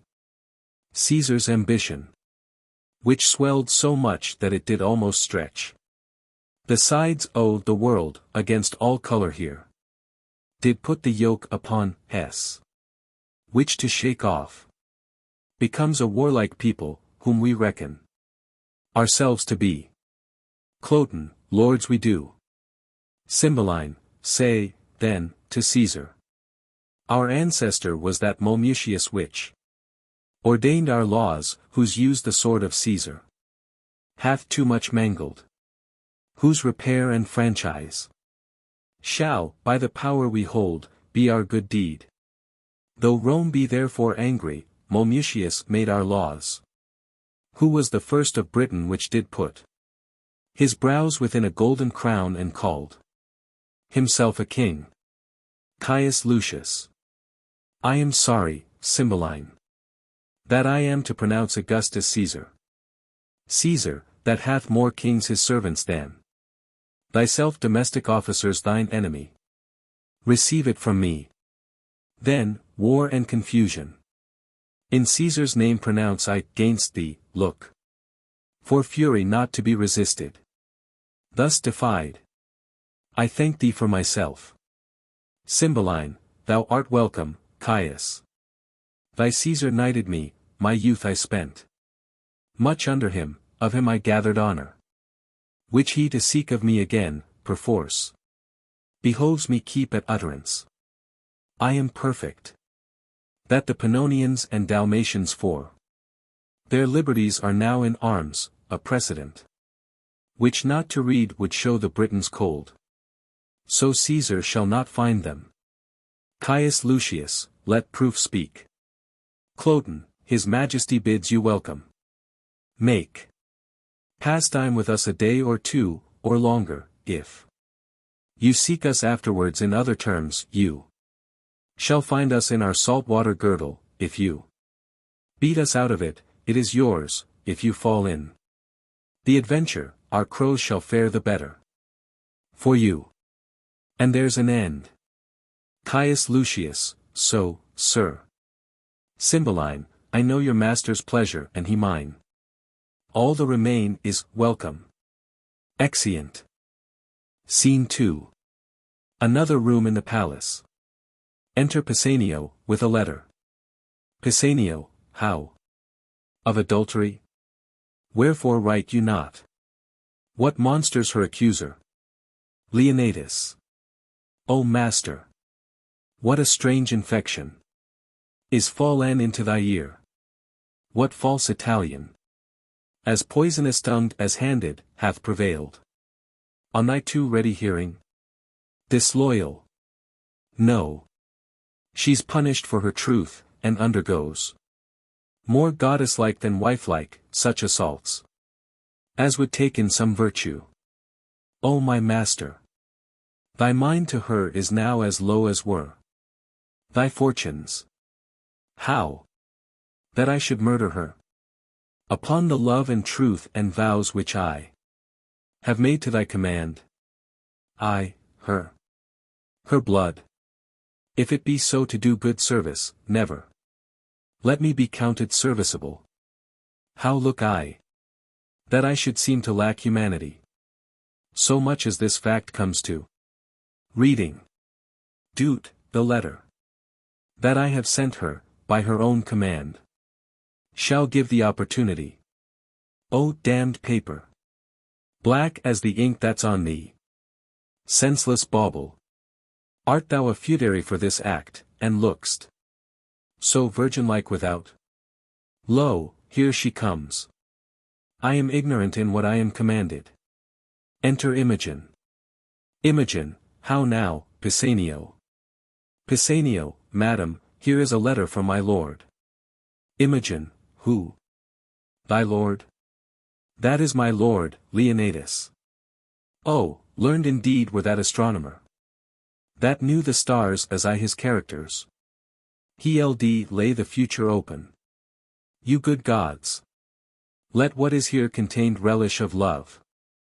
Of my lord's health, of his content, yet not that we two are asunder, let that grieve him. Some griefs are medicinable. That is one of them. For it doth physic love, of his content. All but in that. Good wax, thy leave. Blessed be you bees that make these locks of counsel. Lovers and men in dangerous bonds pray not alike. Though forfeiters you cast in prison, yet you clasp young Cupid's tables. Good news, gods. Reads. Justice, and your father's wrath, should he take me in his dominion, could not be so cruel to me, as you, O the dearest of creatures, would even renew me with your eyes. Take notice that I am in Cambria, at Milford Haven, what your own love will out of this advise you, follow. So he wishes you all happiness, that remains loyal to his vow, and your increasing in love. Leonidas Posthumus. Oh, for a horse with wings! Hear'st thou, Pisanio? He is at Milford Haven, read, and tell me how far 'tis thither.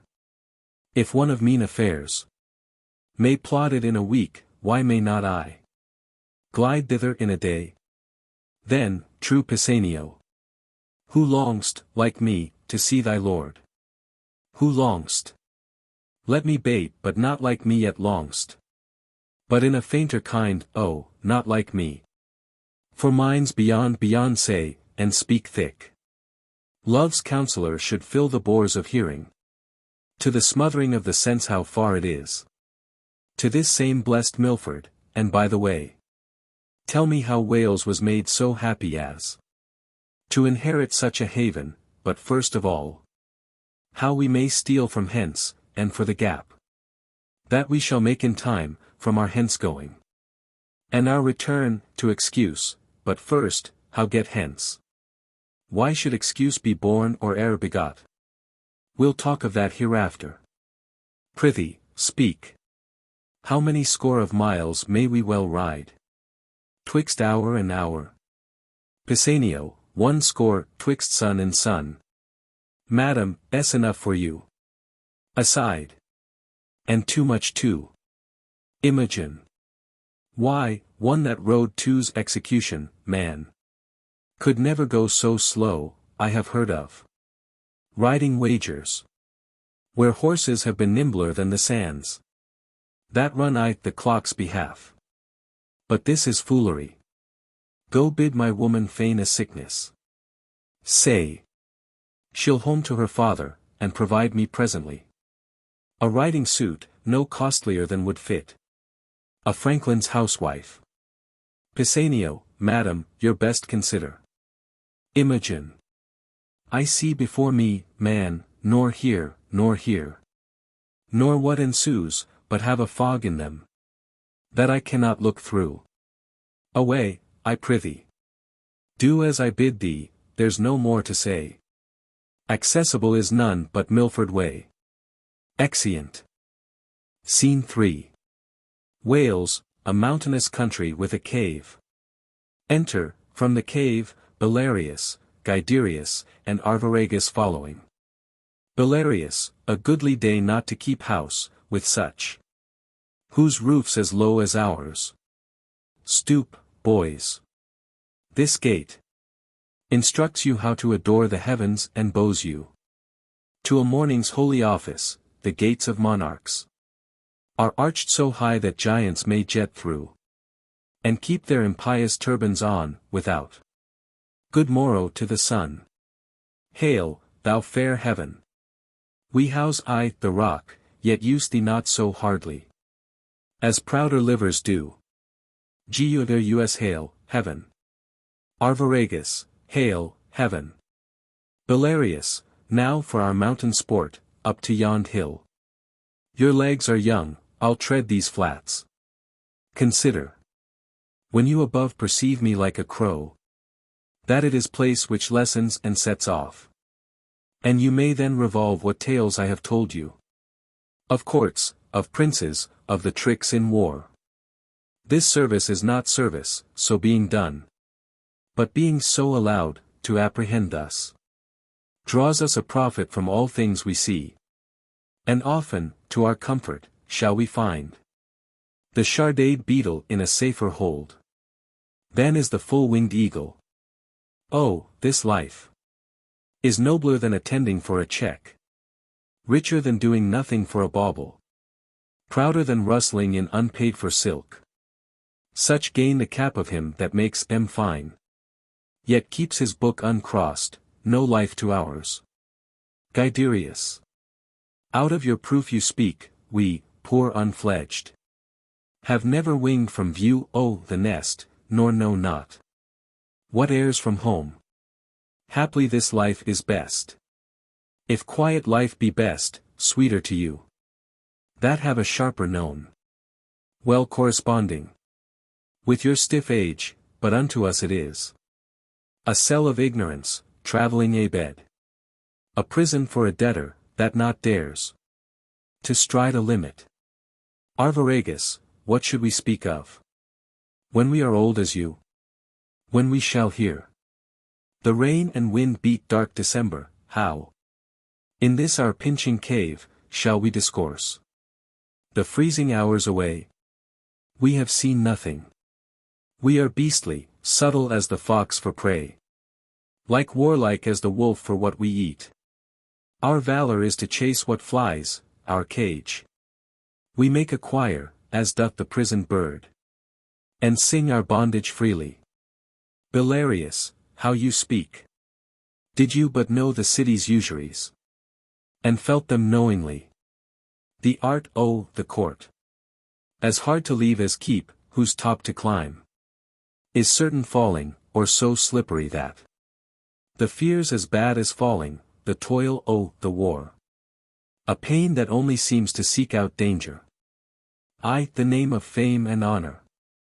Which dies the search. And hath as oft a slanderous epitaph. As record of fair act, nay, many times.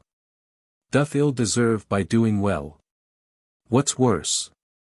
Must courtesy at the censure, O boys, this story. The world may read in me, my body's marked with Roman swords, and my report was once. First with the best of note, Cymbeline loved me.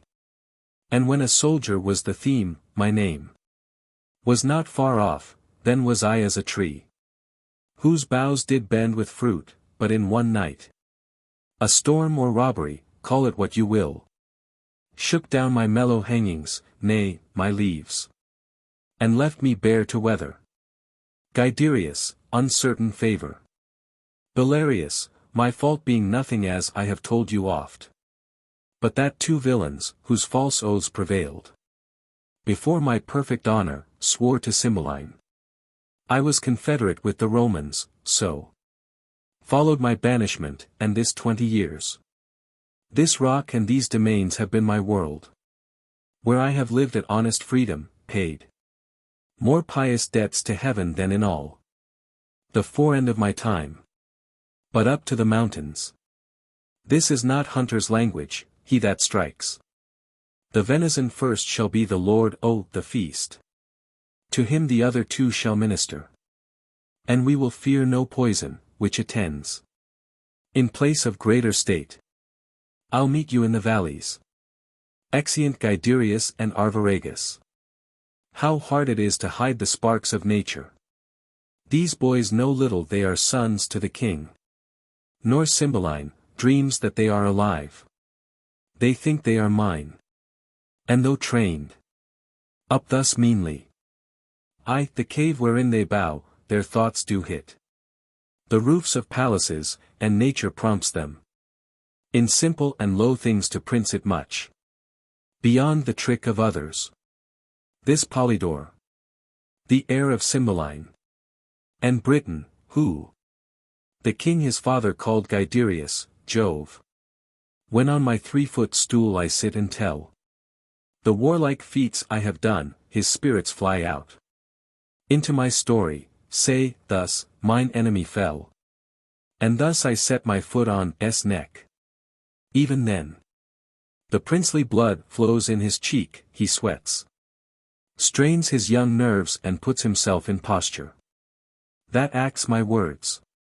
The younger brother, Cadwal, once Arviragus, in as like a figure, strikes life into my speech and shows much more.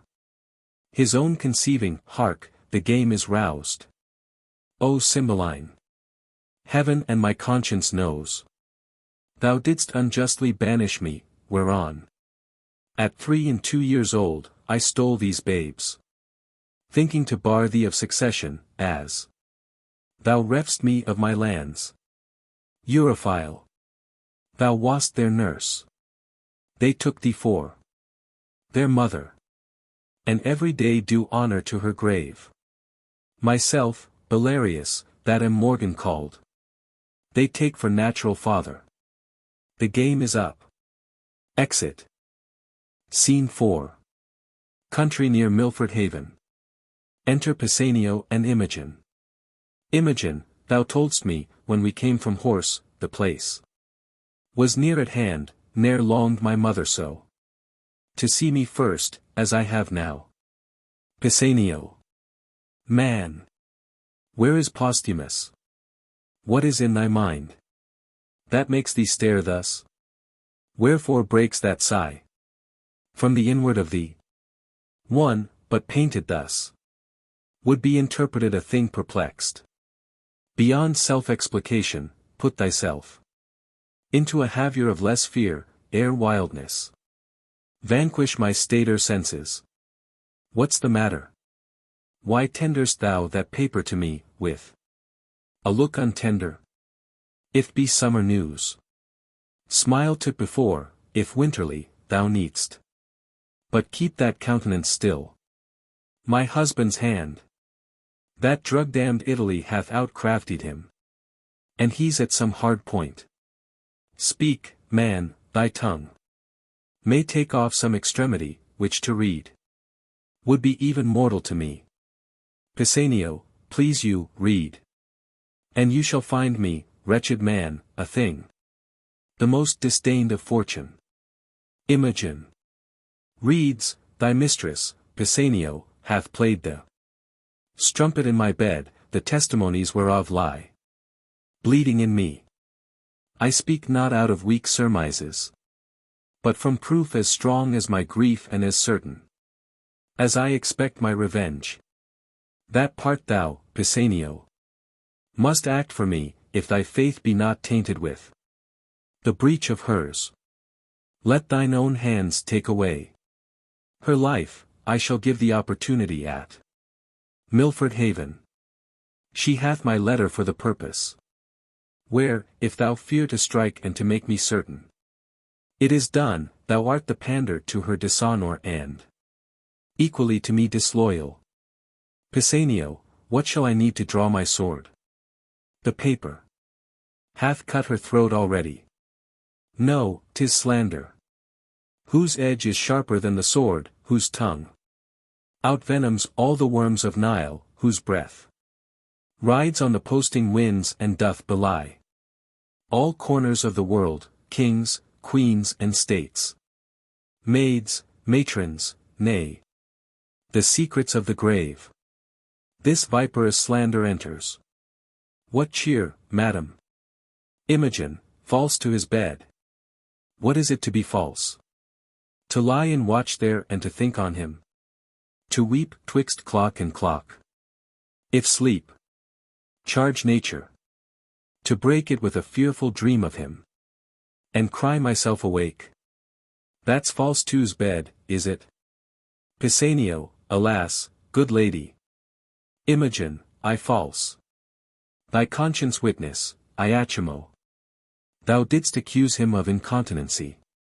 Thou then looked dst like a villain, now methinks thy favour's good enough. Some jay of Italy, whose mother was her painting, hath betrayed him. Poor I am stale, a garment out of fashion. And, for I am richer than to hang by the walls, I must be ripped to pieces with me, oh. Men's vows are women's traitors. All good seeming by thy revolt, O husband, shall be thought put on for villainy, not born where it grows, but worn a bait for ladies. Pisanio, good madam, hear me. Imogen. True honest men being heard, like false Aeneas, were in his time thought false, and Sinon's weeping did scandal many a holy tear, took pity from most true wretchedness, so thou, Posthumus, wilt lay the leaven on all proper men. Goodly and gallant shall be false and perjured from thy great fall. Come, fellow, be thou honest. Do thou thy master's bidding, when thou seest him. A little witness my obedience, look. I draw the sword myself, take it, and hit the innocent mansion of my love, my heart. Fear not, 'tis empty of all things but grief. Thy master is not there, who was indeed the riches of it, do his bidding. Strike. Thou mayst be valiant in a better cause. But now thou seem'st a coward. Pisanio, hence, vile instrument. Thou shalt not damn my hand. Imogen, why, I must die. And if I do not by thy hand, thou art no servant of thy master's. Against self-slaughter there is a prohibition so divine that cravens my weak hand. Come, here's my heart. Something's afort. Soft, soft. Will no defense. Obedient as the scabbard. What is here? The scriptures of the loyal Leonidas. All turn to heresy. Away, away. Corrupters of my faith. You shall no more be stomachers to my heart.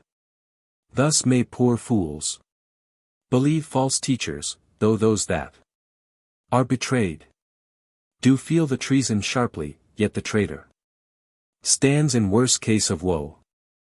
And thou, Posthumus, thou that didst set up my disobedience gainst the king my father, and make me put into contempt the suits of princely fellows, shalt hereafter find. It is no act of common passage, but a strain of rareness, and I grieve myself to think, when thou shalt be disedged by her, that now thou tirest on, how thy memory will then be panged by me. Prithee, dispatch. The lamb entreats the butcher, where's thy knife? Thou art too slow to do thy master's bidding, when I desire it too. Pisanio, O gracious lady, since I received command to do this business, I have not slept one wink. Imogen.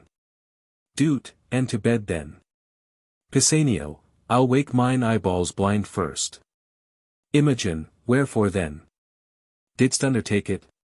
Why hast thou abused so many miles with a pretence?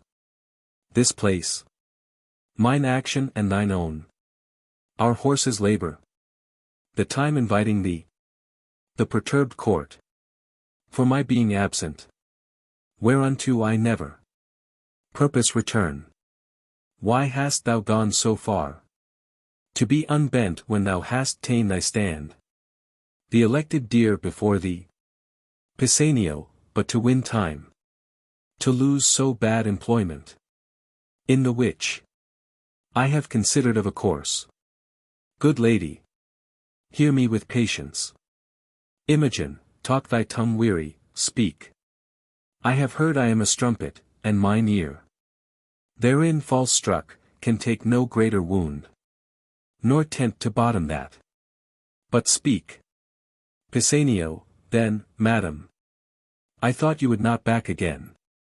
Imogen, most like bringing me here to kill me. Pisanio, not so, neither.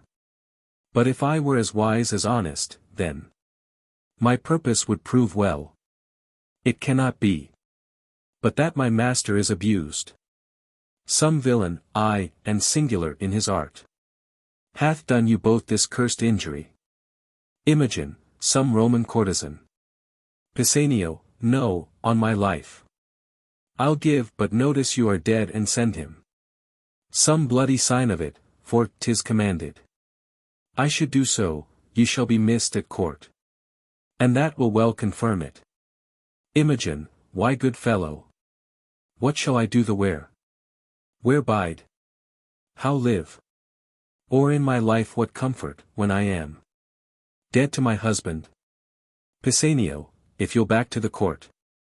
Imogen, no court, no father, nor no more ado with that harsh, noble, simple nothing, that Cloten, whose love suit hath been to me as fearful as a siege. Pisanio, if not at court, then not in Britain must you bide. Imogen, where then hath Britain all the sun that shines day, night? Are they not but in Britain? Aye, the world's volume. Our Britain seems as of it, but not in T.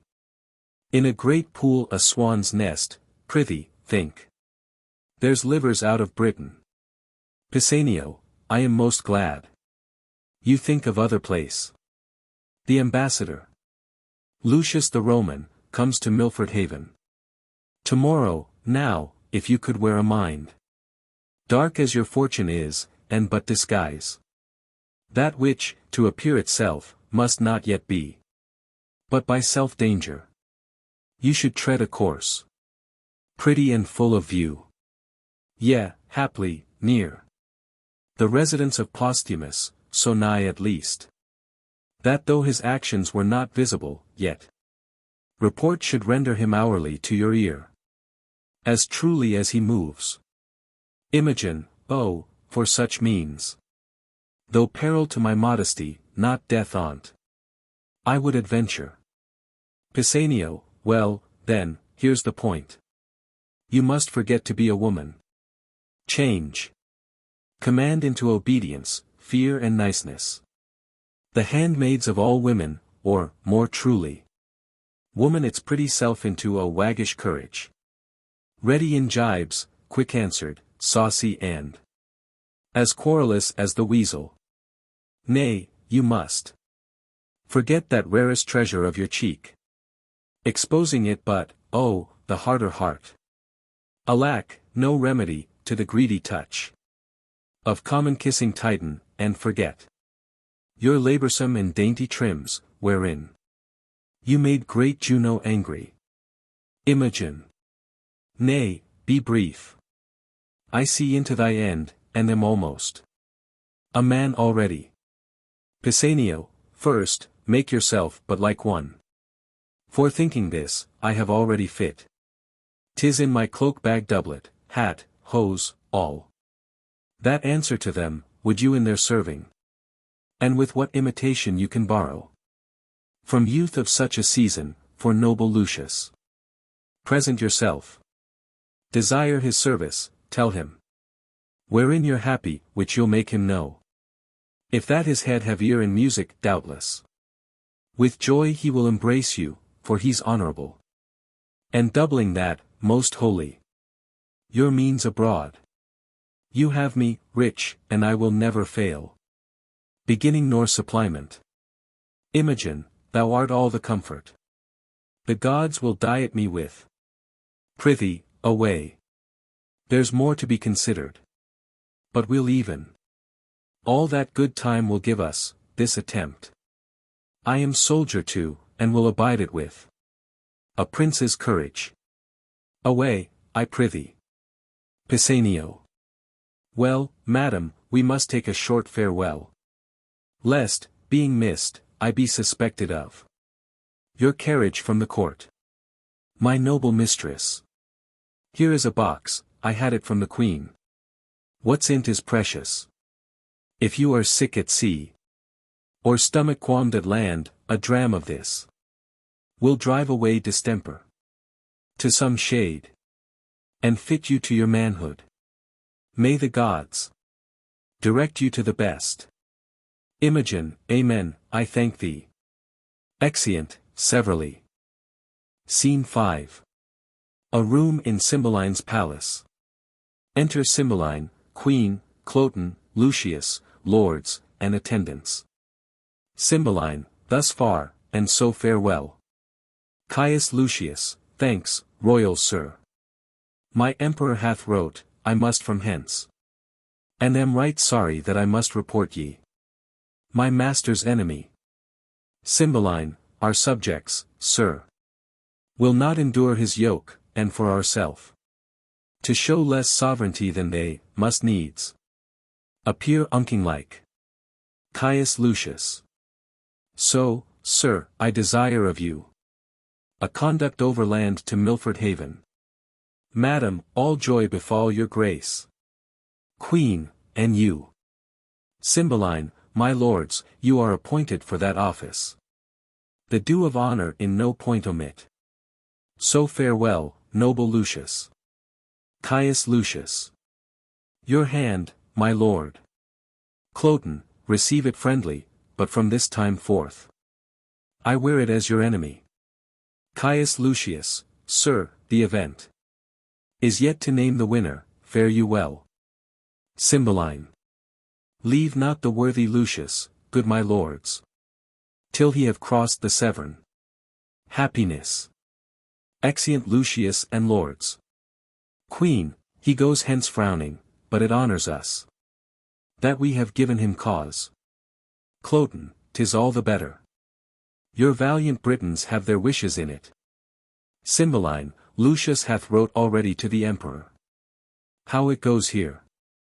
It fits us therefore ripely. Our chariots and our horsemen be in readiness. The powers that he already hath in Gallia will soon be drawn to head, from whence he moves his war for Britain. Queen, 'tis not sleepy business, but must be looked to speedily and strongly. Cymbeline, our expectation that it would be thus hath made us forward.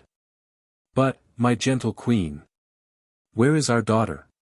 She hath not appeared before the Roman, nor to us hath tendered. The duty of the day, she looks us like a thing more made of malice than of duty. We have noted it. Call her before us, for we have been too slight in sufferance. Exit an attendant. Queen, royal sir. Since the exile of Posthumus, most retired, hath her life been, the cure whereof, my lord, 'tis time must do. Beseech your majesty, forbear sharp speeches to her, she's a lady. So tender of rebukes that words are strokes, and strokes death to her. Re-enter attendant. Cymbeline, where is she, sir? How can her contempt be answered? Attendant. Please you, sir. Her chambers are all locked, and there's no answer. That will be given to the loudest noise we make. Queen. My lord, when last I went to visit her, she prayed me to excuse her keeping close, whereto constrained by her infirmity, she should that duty leave unpaid to you, which daily she was bound to proffer. This she wished me to make known. But our great court made me to blame in memory. Cymbeline, her doors locked, not seen of late. Grant, heavens, that which I fear prove false. Exit. Queen, son, I say, follow the king. Cloten, that man of hers, Pisanio, her old servant, have not seen these 2 days. Queen, go, look after. Exit Cloten. Pisanio, thou that standst so for Posthumus, he hath a drug of mine. I pray his absence. Proceed by swallowing that, for he believes it is a thing most precious. But for her, where is she gone? Haply, despair hath seized her. Or, winged with fervor of her love, she's flown to her desired Posthumus, gone she is to death or to dishonor, and my end can make good use of either, she being down. I have the placing of the British crown. Re-enter Cloten. How now, my son? Cloten, 'tis certain she is fled. Go in and cheer the king, he rages, none dare come about him. Queen, aside, all the better, may this night forestall him of the coming day. Exit. Cloten. I love and hate her, for she's fair and royal, and that she hath all courtly parts more exquisite than ladies, woman, from every one. The best she hath, and she, of all compounded, outsells them all. I love her therefore, but disdaining me and throwing favors on the low Posthumus slanders so her judgment, that what's else rare is choked, and in that point I will conclude to hate her, nay, indeed, to be revenged upon her.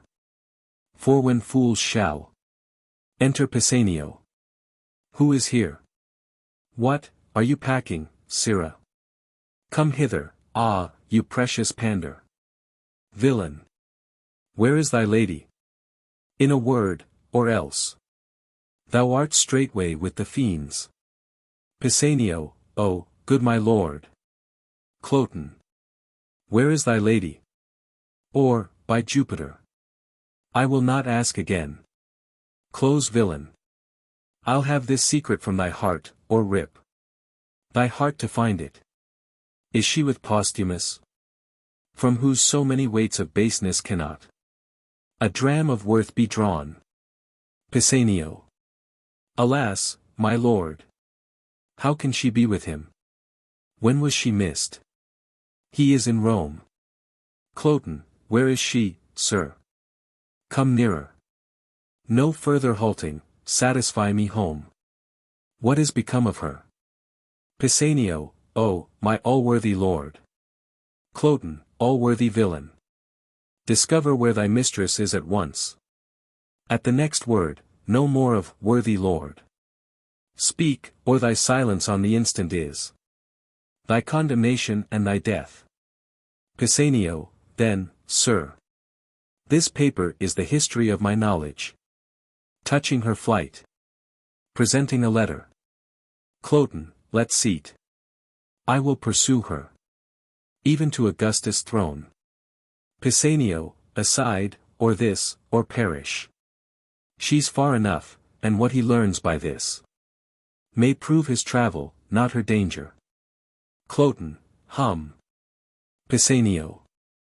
Aside, I'll write to my lord she's dead. O Imogen. Safe mayst thou wander, safe return again. Cloten, sirrah, is this letter true? Pisanio, sir, as I think.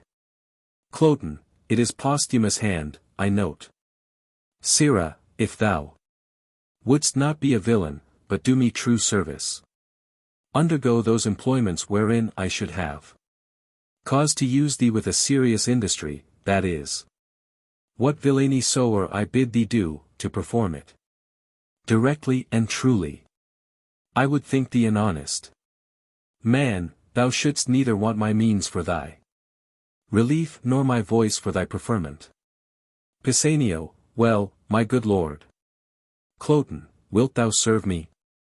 For since patiently and constantly thou hast stuck to the bare fortune of that beggar Posthumus, thou canst not, in the course of gratitude, but be a diligent follower of mine. Wilt thou serve me? Pisanio, sir, I will. Cloten, give me thy hand. Here's my purse. Hast any of thy late master's garments in thy possession? Pisanio, I have, my lord, at my lodging, the same suit he wore when he took leave of my lady and mistress. Cloten. The first service thou dost me, fetch that suit hither, let it be thy lint service, go. Pisanio, I shall, my lord. Exit. Cloten, meet thee at Milford Haven, I forgot to ask him one thing. I'll remember it anon, even there, thou villain Posthumus, will I kill thee. I would these garments were come. She said upon a time the bitterness of it I now belch from my heart that she held the very garment of Posthumus in more respect than my noble and natural person together with the adornment of my qualities. With that suit upon my back, will I ravish her, first kill him, and in her eyes, there shall she see my valor, which will then be a torment to her contempt. He on the ground, my speech of insultment ended on his dead body, and when my lust hath dined, which, as I say, to vex her I will execute in the clothes that she so praised to the court I'll knock her back, foot her home again. She hath despised me rejoicingly, and I'll be merry in my revenge. Re-enter Pisanio, with the clothes. Be those the garments? Pisanio, I, my noble lord. Cloten, how long is't since she went to Milford Haven? Pisanio. She can scarce be there yet. Cloten, bring this apparel to my chamber, that is the second thing that I have commanded thee, the third is that thou wilt be a voluntary mute to my design. B. But duteous, and true preferment shall tender itself to thee. My revenge is now at Milford, would I had wings to follow it. Come, and be true. Exit. Pisanio. Thou bidst me to my loss, for true to thee were to prove false, which I will never be. To him that is most true.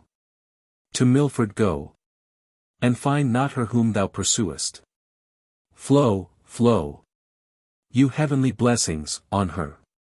This fool's speed be crossed with slowness, labor be his meed. Exit.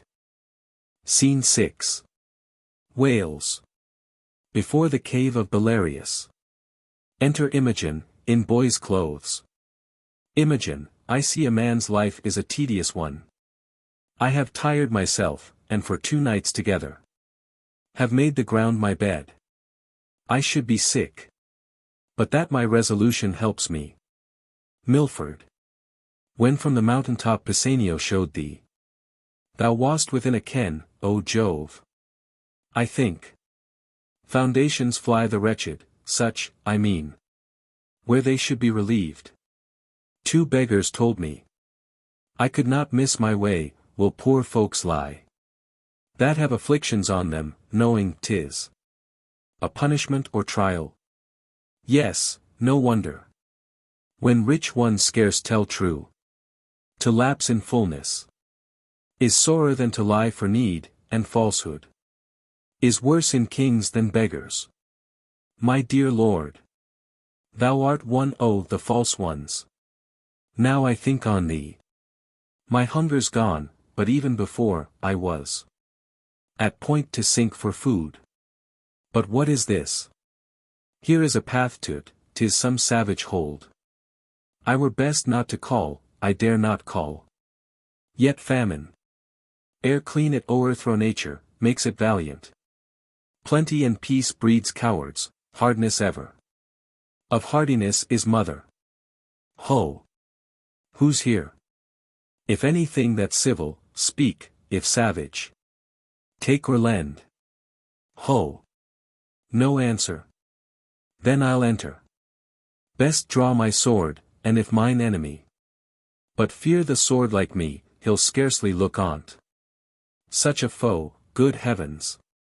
Exit, to the cave. Enter Belarius, Guiderius, and Arviragus. Belarius, you, Polydote, have proved best woodman and our master of the feast, Cadwal and I will play the cook and servant. 'Tis our match. The sweat of industry would dry and die. But for the end it works too. Come, our stomachs will make what's homely savory, weariness can snore upon the flint, when resty sloth finds the down pillow hard. Now peace be here. Poor house, that keeps thyself. Guiderius, I am thoroughly weary. Arviragus, I am weak with toil, yet strong in appetite. Guiderius, there is cold meat the cave, we'll browse on that, whilst what we have killed be cooked. Belarius, looking into the cave. Stay, come not in. But that it eats our victuals, I should think. Here were a fairy. Guiderius, what's the matter, sir? Belarius, by Jupiter, an angel. Or, if not, an earthly paragon. Behold divineness. No elder than a boy. Re-enter Imogen. Imogen, good masters, harm me not. Before I entered here, I called and thought to have begged or bought what I have took. Good troth, I have stolen not, nor would not, though I had found gold strewed the floor. Here's money for my meat. I would have left it on the board so soon as I had made my meal, and parted with prayers for the provider. Guiderius, money, youth. Arviragus, all gold and silver rather turn to dirt. As 'tis no better reckoned, but of those who worship dirty gods. Imogen, I see you're angry. No, if you kill me for my fault, I should have died had I not made it. Belarius, whither bound? Imogen, to Milford Haven. Belarius, what's your name? Imogen, Fiddly, sir. I have a kinsman who is bound for Italy, he embarked at Milford. To whom being going, almost spent with hunger. I am fallen in this offence. Belarius.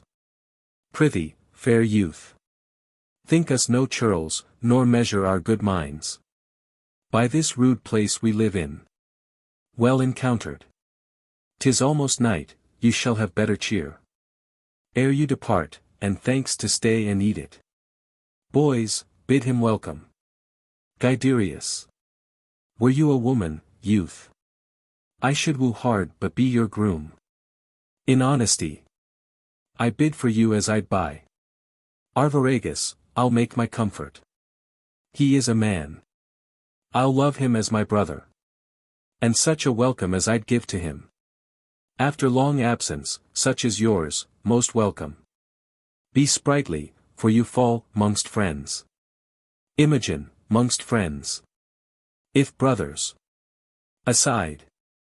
Would it had been so, that they had been my father's sons.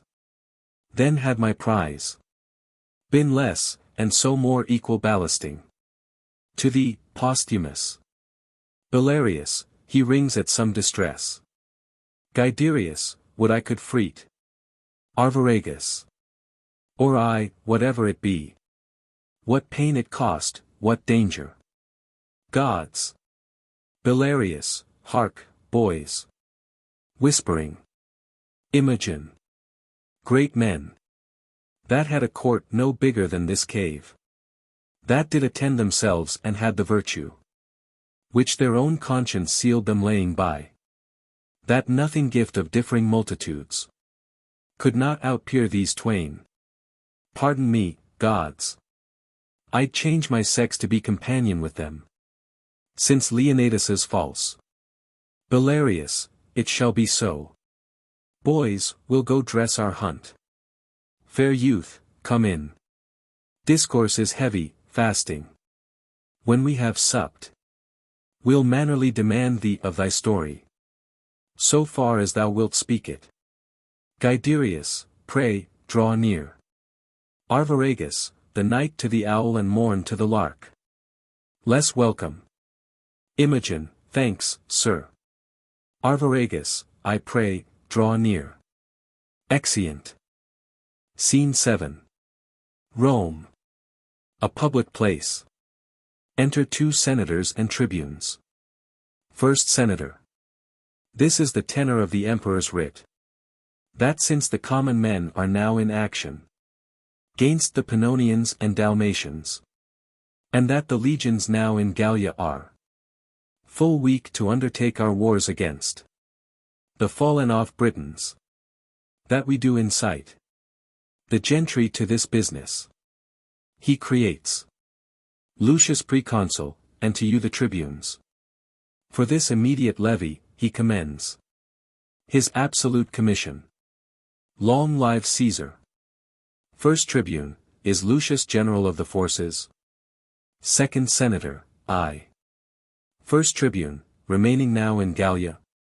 First Senator, with those legions which I have spoke of, whereunto your levy must be suppliant, the words of your commission will tie you to the numbers and the time of their dispatch. First Tribune, we will discharge our duty. Exeunt. Act 4. Scene 1. Wales, near the cave of Belarius. Enter Cloten. Cloten, I am near to the place where they should meet, if Pisanio have mapped it truly. How fit his garments? Serve me. Why should his mistress, who was made by him that made the tailor, not be fit too? The rather saving reverence of the word, for 'tis said, a woman's fitness comes by fits. Therein I must play the workman. I dare speak it to myself, for it is not vainglory for a man in his glass to confer. In his own chamber, I mean, the lines of my body are as well drawn as his. No less young, more strong. Not beneath him in fortunes, beyond him in the advantage of the time, above him in birth, alike conversant in general services, and more remarkable in single oppositions, yet this imperseverant thing loves him in my despite. What mortality is! Posthumus, thy head, which now is growing upon thy shoulders, shall within this hour be off, thy mistress enforced, thy garments cut to pieces before thy face, and all this done, spurn her home to her father, who may haply be a little angry for my so rough usage, but my mother, having power of his testiness, shall turn all into my commendations. My horse is tied up safe, out, sword, and to a sore purpose. Fortune, put them into my hand. This is the very description of their meeting place, and the fellow dares not deceive me. Exit. Scene 2. Before the cave of Belarius. Enter, from the cave, Belarius, Guiderius, Arviragus, and Imogen. Belarius, to Imogen, you are not well, remain here in the cave. We'll come to you after hunting. Arviragus, to Imogen. Brother, stay here. Are we not brothers? Imogen, so man and man should be. But clay and clay differs in dignity. Whose dust is both alike? I am very sick. Guiderius, go you to hunting, I'll abide with him. Imogen. So sick I am not, yet I am not well. But not so citizen a wanton as to seem to die ere sick, so please you, leave me. Stick to your journal course, the breach of custom is breach of all. I am ill, but your being by me cannot amend me. Society is no comfort. To one not sociable, I am not very sick. Since I can reason of it. Pray you, trust me here. I'll rob none but myself, and let me die. Stealing so poorly. Guiderius, I love thee. I have spoke it. How much the quantity, the weight as much as I do love my father. Belarius, what? How? How? Arviragus, if it be sin to say so, I yoke me. In my good brother's fault, I know not why. I love this youth. And I have heard you say, love's reasons without reason, the bier at door. And a demand who is shall die, I'd say. My father, not this youth. Belarius, aside, O noble strain. O worthiness of nature. Breed of greatness. Cowards father cowards and base things sire base. Nature hath meal and bran, contempt and grace. I'm not their father, yet who this should be. Doth miracle itself, loved before me. 'Tis the 9th hour o, the morn. Arviragus, brother, farewell. Imogen, I wish ye sport. Arviragus, you health. So please you, sir. Imogen, aside, these are kind creatures. Gods, what lies? I have heard. Our courtiers say all's savage but at court. Experience, oh, thou disprovest report. The imperious seas breed monsters, for the dish. Poor tributary rivers as sweet fish. I am sick still, heart-sick. Pisanio. I'll now taste of thy drug. Swallows some. Guiderius, I could not stir him. He said he was gentle, but unfortunate. Dishonestly afflicted, but yet honest. Arviragus, thus did he answer me, yet said, hereafter I might no more. Belarius, to the field, to the field. We'll leave you for this time, go in and rest. Arviragus, will not be long away. Belarius. Pray, be not sick. For you must be our housewife. Imogen, well or ill. I am bound to you. Belarius, and shalt be ever. Exit Imogen, to the cave. This youth, however distressed, appears he hath had good ancestors. Arviragus. How angel-like he sings. Guiderius, but his neat cookery. He cut our roots in characters, and sauced our broths, as Juno had been sick. And he her Dieter. Arviragus. Nobly he yokes. A smiling with a sigh, as if the sigh was that it was, for not being such a smile. The smile mocking the sigh, that it would fly from so divine a temple, to commix with winds that sailors rail at. Guiderius. I do note that grief and patience, rooted in him both, mingle their spurs together. Arviragus, grow, patience. And let the stinking elder, grief, untwine his perishing root with the increasing vine. Belarius, it is great morning. Come, away. Who's there? Enter Cloten. Cloten, I cannot find those runagates, that villain hath mocked me. I am faint. Belarius, those runagates. Means he not us? I partly know him, 'tis Cloten, the son o' the queen. I fear some ambush. I saw him not these many years, and yet I know 'tis he. We are held as outlaws, hence. Guiderius, he is but one, you and my brother search. What companies are near, pray you, away. Let me alone with him. Exeunt Belarius and Arviragus. Cloten, soft. What are you? That fly me thus? Some villain mountaineers? I have heard of such. What slave art thou? Guiderius, a thing more slavish did I ne'er than answering. A slave without a knock. Cloten. Thou art a robber. A lawbreaker, a villain, yield thee, thief. Guiderius, to who? To thee. What art thou? Have not I an arm as big as thine? A heart as big? Thy words, I grant, are bigger, for I wear not my dagger in my mouth. Say what thou art. Why I should yield to thee. Cloten, thou villain base. Know'st me not by my clothes? Guiderius, no, nor thy tailor, rascal. Who is thy grandfather? He made those clothes which, as it seems, make thee. Cloten. Thou precious varlet. My tailor made them not. Guiderius, hence, then, and thank the man that gave them thee.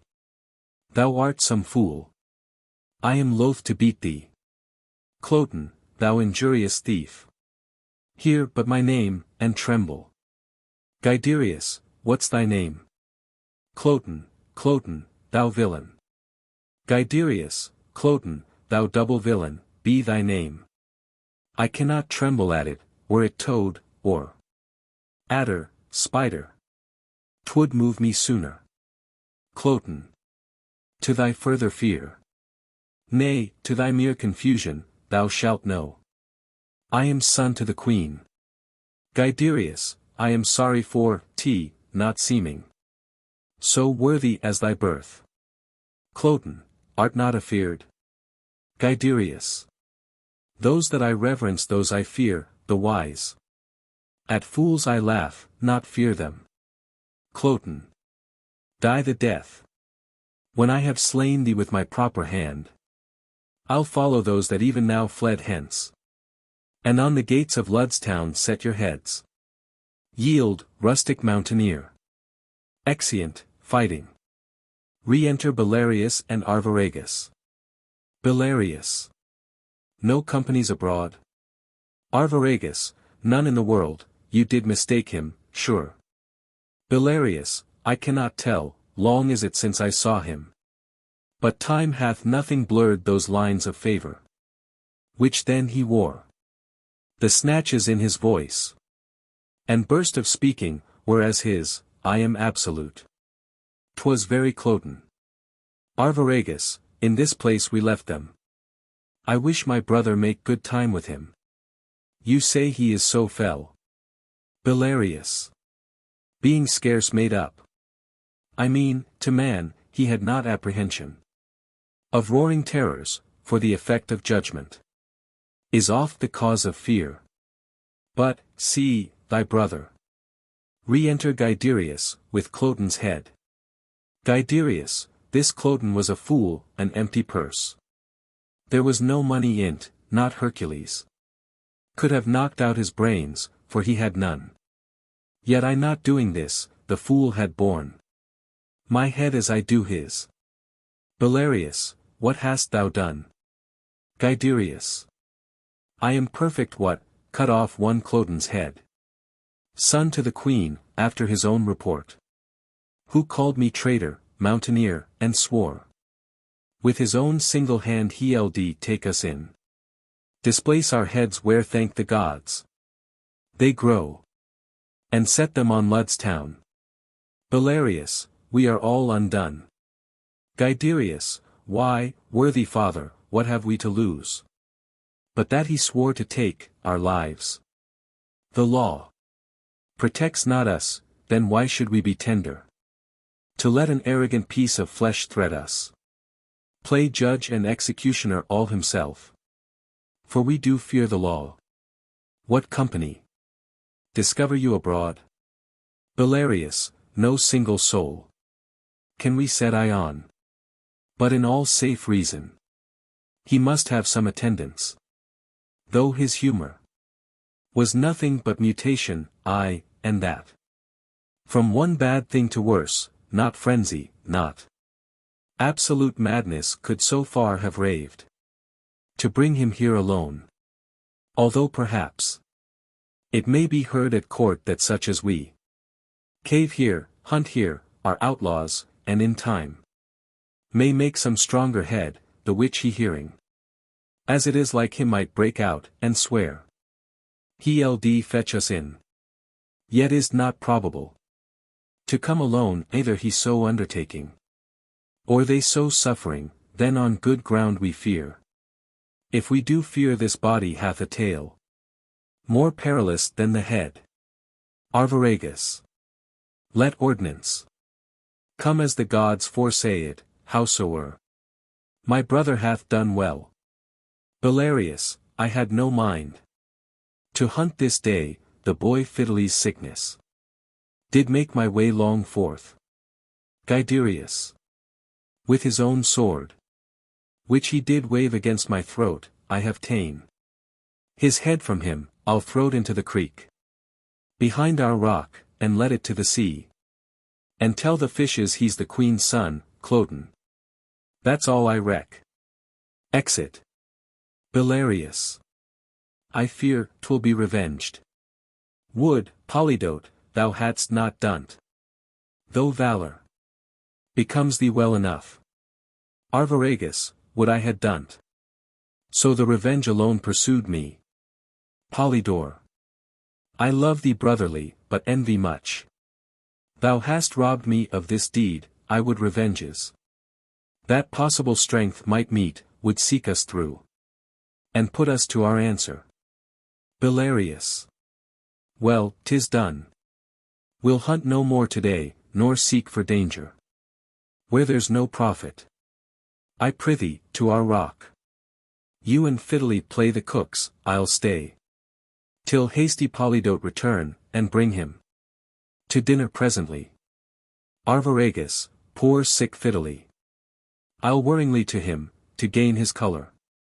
I'll let a perish of such Cloten's blood. And praise myself for charity. Exit. Belarius, O thou goddess! Thou divine nature, how thyself thou blazon'st in these two princely boys. They are as gentle as zephyrs blowing below the violet. Not wagging his sweet head, and yet as rough. Their royal blood enchafed, as the rudest wind. That by the top doth take the mountain pine. And make him stoop to the vale. 'Tis wonder that an invisible instinct should frame them. To royalty unlearned, honor untaught. Civility not seen from other, valor. That wildly grows in them, but yields a crop. As if it had been sowed. Yet still it's strange. What Cloten's being here to us portends. Or what his death will bring us. Re-enter Guiderius. Guiderius, where's my brother? I have sent Cloten's clot pulled down the stream. In embassy to his mother, his body's hostage. For his return. Solemn music. Belarius, my ingenious instrument. Hark, Polydore, it sounds. But what occasion hath Cadwal now to give it motion? Hark! Guiderius, is he at home? Belarius, he went hence even now. Guiderius, what does he mean? Since death of my dearest mother. It did not speak before. All solemn things should answer solemn accidents. The matter triumphs for nothing and lamenting toys. Is jollity for apes and grief for boys? Is Cadwal mad? Belarius, look, here he comes. And brings the dire occasion in his arms. Of what we blame him for. Re-enter Arviragus, with Imogen, as dead, bearing her in his arms. Arviragus, the bird is dead. That we have made so much on. I had rather have skipped from 16 years of age to 60. To have turned my leaping time into a crutch. Then have seen this. Guiderius, O sweetest, fairest lily. My brother wears thee not the one half so well. As when thou grewst thyself. Belarius, O melancholy. Who ever yet could sound thy bottom? Find the ooze, to show what coast thy sluggish crare might easiliest harbour in. Thou blessed thing! Jove knows what man thou mightst have made. But I. Thou diedst, a most rare boy, of melancholy. How found you him? Arviragus, stark, as you see. Thus smiling, as some fly hid tickled slumber. Not as death's dart, being laughed at, his right cheek reposing on a cushion. Guiderius, where? Arviragus, oh, the floor. His arms thus leagued, I thought he slept, and put my clout brogues from off my feet, whose rudeness answered my steps too loud. Guiderius, why, he but sleeps. If he be gone, he'll make his grave a bed. With female fairies will his tomb be haunted. And worms will not come to thee. Arviragus. With fairest flowers. Whilst summer lasts and I live here, fiddly. I'll sweeten thy sad grave, thou shalt not lack. The flower that's like thy face, pale primrose, nor the azured harebell, like thy veins, no, nor the leaf of eglantine, whom not to slander. Outsweeten not thy breath, the ruddock wood. With charitable bill, O bill, sore shaming those rich left heirs that let their fathers lie without a monument. Bring thee all this. Yea, and furred moss besides, when flowers are none. To winter ground thy course. Guiderius, prithee, have done. And do not play in wench-like words with that which is so serious. Let us bury him. And not protract with admiration what is now due debt to the grave.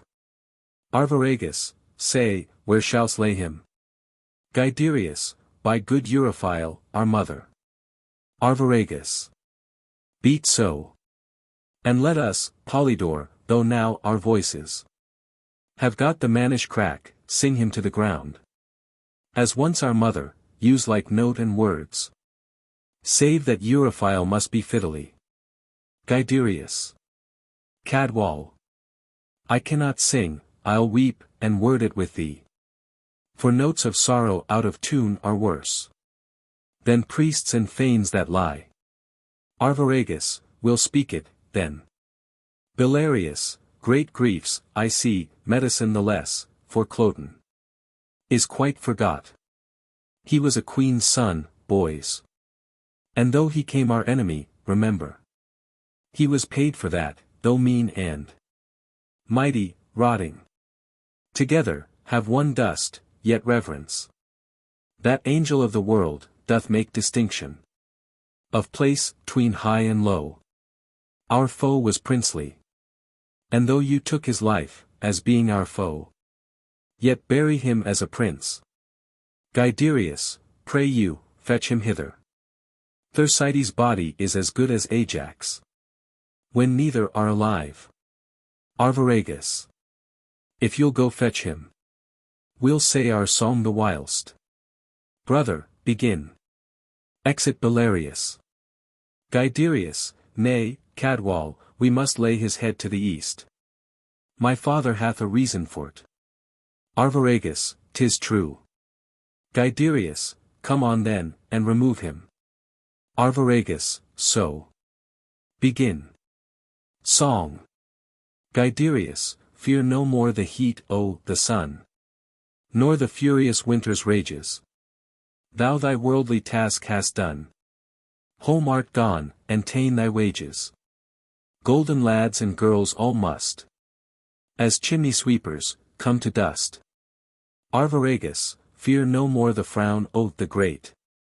Thou art past the tyrant's stroke. Care no more to clothe and eat. To thee the reed is as the oak. The sceptre, learning, physic, must. All follow this, and come to dust.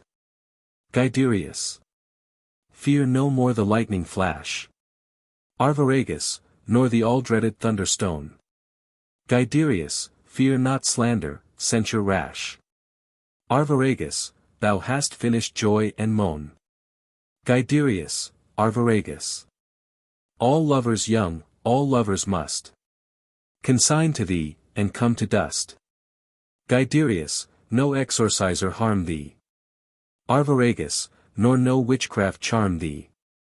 Guiderius, ghost unlaid forbear thee. Arviragus, nothing ill come near thee. Guiderius, Arviragus. Quiet consummation have. And renowned be thy grave. Re-enter Belarius, with the body of Cloten. Guiderius, we have done our obsequies, come, lay him down. Belarius, here's a few flowers. But, 'bout midnight, more. The herbs that have on them cold dew, O, the night. Are strewings fixed for graves. Upon their faces. You were as flowers, now withered, even so. These herblets shall, which we upon you strew. Come on, away, apart upon our knees. The ground that gave them first has them again. Their pleasures here are past, so is their pain. Exeunt Belarius, Guiderius, and Arviragus. Imogen, awaking, yes, sir, to Milford Haven, which is the way. I thank you, by yon bush, pray, how far thither? Ods Pittacans. Can it be 6 mile yet? I have gone all night. Faith, I'll lie down and sleep. But, soft. No bedfellow, O goddess and goddesses. Seeing the body of Cloten. These flowers are like the pleasures of the world. This bloody man, the care on't. I hope I dream. For so I thought I was a cave keeper. And cook to honest creatures, but 'tis not so. 'Twas but a bolt of nothing, shot at nothing. Which the brain makes of fumes, our very eyes are sometimes like our judgments, blind. Good faith. I tremble stiff with fear, but if there be yet left in heaven as small a drop of pity as a wren's eye, feared gods, a part of it. The dreams here still, even when I wake, it is without me, as within me, not imagined, felt. A headless man. The garments of Posthumus. I know the shape of's leg, this is his hand. His foot mercurial, his martial thigh. The bronze of Hercules, but his jovial face. Murder in heaven, how, 'tis gone. Pisanio. All curses mad Hecuba gave the Greeks. And mine to boot, be darted on thee. Thou conspired with that irregulous devil, Cloten. Hast here cut off my lord. To write and read. Be henceforth treacherous. Damned Pisanio. Hath with his forged letters damned Pisanio. From this most bravest vessel of the world. Struck the main top. O Posthumus. Alas! Where is thy head? Where's that? Ay me. Where's that? Pisanio might have killed thee at the heart. And left this head on. How should this be? Pisanio. 'Tis he and Cloten, malice and lucre in them. Have laid this woe here. Oh, 'tis pregnant, pregnant. The drug he gave me, which he said was precious and cordial to me, have I not found it? Murderous to the senses. That confirms it home. This is Bassanio's deed, and Cloten's, oh. Give colour to my pale cheek with thy blood. That we the horritor may seem to those which chance to find us, oh, my lord, my lord. Falls on the body. Enter Lucius, a captain and other officers, and a soothsayer. Captain. To them the legions garrisoned in Gallia. After your will, have crossed the sea, attending you here at Milford Haven with your ships. They are in readiness. Caius Lucius, but what from Rome? Captain. The Senate hath stirred up the confiners. And gentlemen of Italy, most willing spirits. That promise noble service, and they come. Under the conduct of bold Iachimo. Siena's brother. Caius Lucius, when expect you them? Captain. With the next benefit, oh, the wind. Caius Lucius, this forwardness makes our hopes fair. Command our present numbers. Be mustered, bid the captains look to't. Now, sir. What have you dreamed of late of this war's purpose? Soothsayer. Last night the very gods showed me a vision. I fast and prayed for their intelligence thus. I saw Jove's bird, the Roman eagle, winged from the spongy south to this part of the west. There vanished in the sunbeams, which portends, unless my sins abuse my divination, success to the Roman host. Caius Lucius, dream often so, and never false. Soft, ho! What trunk is here? Without his top. The ruin speaks that sometime it was a worthy building. How? A page. Or dead, or sleeping on him. But dead rather. For nature doth abhor to make his bed with the defunct, or sleep upon the dead. Let's see the boy's face. Captain, he's alive, my lord. Caius Lucius, he'll then instruct us of this body. Young one. Inform us of thy fortunes, for it seems they crave to be demanded. Who is this thou makest thy bloody pillow? Or who was he that, otherwise than noble nature did, hath altered that good picture? What's thy interest in this sad wreck? How came it? Who is it? What art thou? Imogen, I am nothing, or if not nothing to be were better.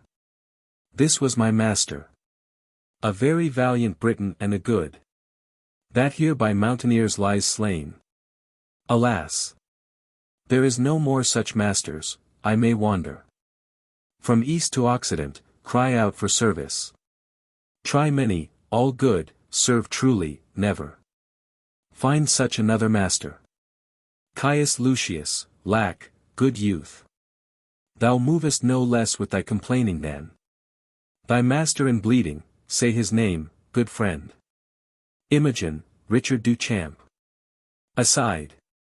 If I do lie and do no harm by it, though the gods hear, I hope they'll pardon it, say you, sir.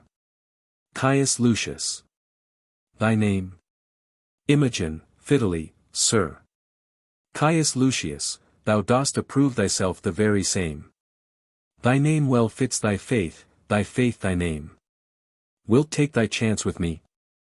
I will not say thou shalt be so well mastered, but, be sure, no less beloved.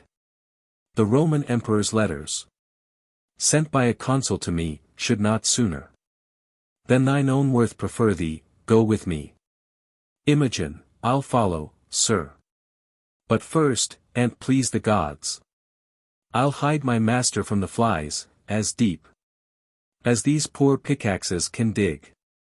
And when with wild wood leaves and weeds I hawk strewed his grave, and on it said a century of prayers, such as I can, twice o'er, I'll weep and sigh, and leaving so his service, follow you. So please you entertain me. Caius Lucius, I, good youth. And rather father thee than master thee. My friends. The boy hath taught us manly duties, let us find out the prettiest daisied plot we can. And make him with our pikes and partisans. A grave, come, arm him. Boy, he is preferred by thee to us, and he shall be interred as soldiers can. Be cheerful. Wipe thine eyes. Some falls are means the happier to arise. Exeunt. Scene 3. A room in Cymbeline's palace. Enter Cymbeline, lords, Pisanio, and attendants. Cymbeline, again, and bring me word how 'tis with her. Exit an attendant. A fever with the absence of her son. A madness, of which her life's in danger. Heavens! How deeply you at once do touch me. Imogen. The great part of my comfort, gone, my queen. Upon a desperate bed, and in a time when fearful wars point at me, her son gone. So needful for this present, it strikes me, past the hope of comfort. But for thee, fellow, who needs must know of her departure and dost seem so ignorant, will enforce it from thee by a sharp torture. Pisanio, sir, my life is yours. I humbly set it at your will. But, for my mistress, I nothing know where she remains, why gone, nor when she purposes return. Beseech your highness, hold me your loyal servant. First Lord. Good my liege. The day that she was missing he was here. I dare be bound he's true and shall perform all parts of his subjection loyally. For Cloten, there wants no diligence in seeking him, and will, no doubt, be found. Cymbeline. The time is troublesome. To Pisanio. We'll slip you for a season, but our jealousy does yet depend. First Lord. So please your majesty. The Roman legions, all from Gallia drawn, are landed on your coast, with a supply of Roman gentlemen, by the Senate sent. Cymbeline, now for the counsel of my son and queen. I am amazed with matter. First Lord. Good my liege. Your preparation can affront no less than what you hear of, come more, for more. You're ready. The want is but to put those powers in motion that long to move. Cymbeline, I thank you. Let's withdraw and meet the time as it seeks us. We fear not what can from Italy annoy us, but we grieve at chances here. Away. Exeunt all but Pisanio. Pisanio. I heard no letter from my master since I wrote him Imogen was slain, 'tis strange. Nor hear I from my mistress who did promise to yield me often tidings, neither know I what is betid to Cloten, but remain perplexed in all. The heavens still must work. Wherein I am false I am honest, not true, to be true. These present wars shall find I love my country. Even to the note O, the king, or I'll fall in them. All other doubts, by time let them be cleared. Fortune brings in some boats that are not steered. Exit. Scene 4. Wales, before the cave of Belarius. Enter Belarius, Guiderius, and Arviragus. Guiderius, the noise is round about us. Belarius, let us from it. Arviragus, what pleasure, sir, find we in life, to lock it from action and adventure? Guiderius, nay, what hope have we in hiding us? This way, the Romans must or for Britain slay us, or receive us for barbarous and unnatural revolts during their use, and slay us after. Belarius, sons will hire to the mountains. There secure us. To the king's party there's no going, newness of Cloten's death we being not known, not mustered. Among the bands may drive us to a render. Where we have lived, and so extort from that which we have done. Whose answer would be death. Drawn on with torture. Guiderius, this is, sir, a doubt. In such a time nothing becoming you. Nor satisfying us. Arviragus. It is not likely. That when they hear the Roman horses neigh. Behold their quartered fires, have both their eyes. And ears so cloyed importantly as now. That they will waste their time upon our note. To know from whence we are. Belarius. Oh, I am known. Of many in the army, many years. Though Cloten then but young, you see, not wore him. From my remembrance. And, besides, the king hath not deserved my service nor your loves. Who find in my exile the want of breeding. The certainty of this hard life, I hopeless. To have the courtesy your cradle promised.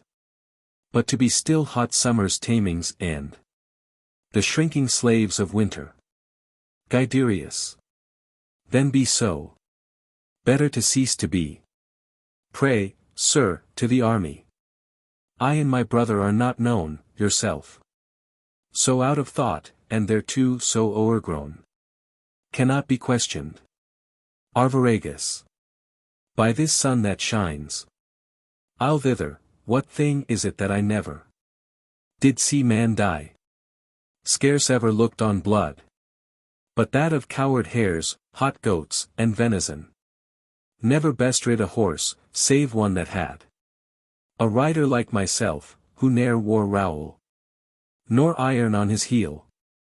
I am ashamed to look upon the holy sun, to have the benefit of his blessed beams, remaining so long a poor unknown. Guiderius. By heavens, I'll go. If you will bless me, sir, and give me leave. I'll take the better care, but if you will not. The hazard therefore do fall on me by the hands of Romans. Arviragus, so say I amen. Belarius. No reason I, since of your lives you set so slight a valuation, should reserve my cracked one to more care. Have with you, boys. If in your country wars you chance to die. That is my bed too, lads, and there I'll lie. Lead, lead. Aside. The time seems long, their blood. Think scorn. Till it fly out and show them princes born. Exeunt. Act 5. Scene 1. Britain. The Roman camp. Enter Posthumus, with a bloody handkerchief. Posthumus Leonidas, bloody cloth, I'll keep thee, for I wished thou shouldst be colored thus. You married ones. If each of you should take this course, how many must murder wives much better than themselves? For wrying but a little. O Pisanio. Every good servant does not all commands. No bond but to do just ones. Gods. If you should have ta'en vengeance on my faults, I never had lived to put on this, so had you saved the noble Imogen to repent, and struck me, wretch more worth your vengeance. But, alack! You snatch some hence for little faults. That's love. To have them fall no more, you some permit. To second ills with ills, each elder worse. And make them dread it, to the doer's thrift. But Imogen is your own, do your best wills.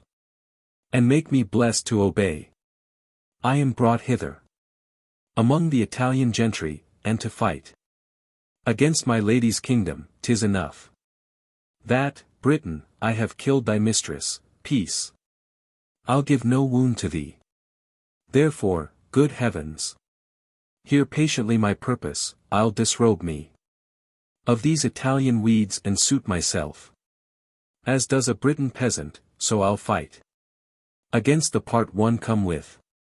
So I'll die for thee, O Imogen, even for whom my life is every breath a death, and thus, unknown.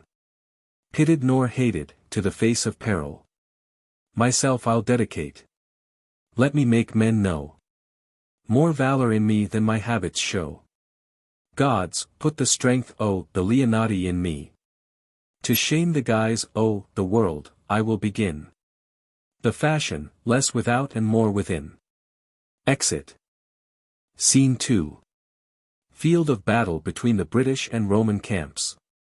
Enter, from one side, Lucius, Iachimo, and the Roman army, from the other side, the British army, Posthumus Leonidas following, like a poor soldier. They march over and go out. Then enter again, in skirmish, Iachimo and Posthumus Leonidas. He vanquisheth and disarmeth Iachimo, and then leaves him. Iachimo. The heaviness and guilt within my bosom takes off my manhood. I have belied a lady, the princess of this country, and the heir aunt. Revengingly enfeebles me, or could this Carl, a very drudge of natures, have subdued me? In my profession, knighthoods and honors, born, as I wear mine, are titles but of scorn.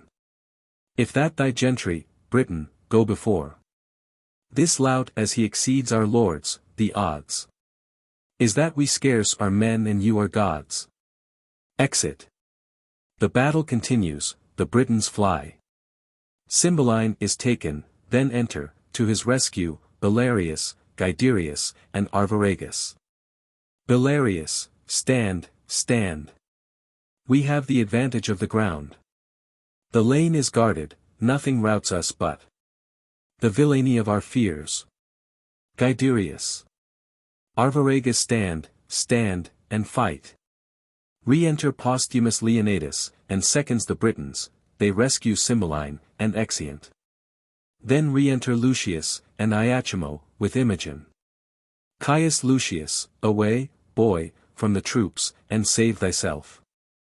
For friends kill friends, and the disorder's such as war were hoodwinked. Iachimo, 'tis their fresh supplies. Caius Lucius, it is a day turned strangely, or betimes. Let's reinforce, or fly. Exeunt. Scene 3. Another part of the field.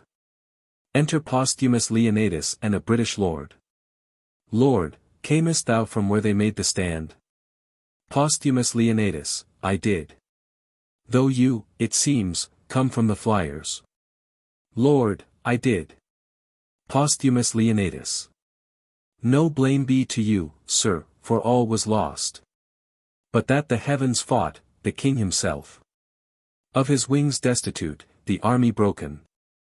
And but the backs of Britain seen, all flying through a straight lane.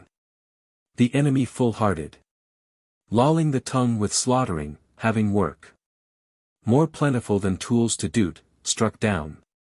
Some mortally, some slightly touched, some falling merely through fear that the straight pass was damned, with dead men hurt behind, and cowards living to die with lengthened shame.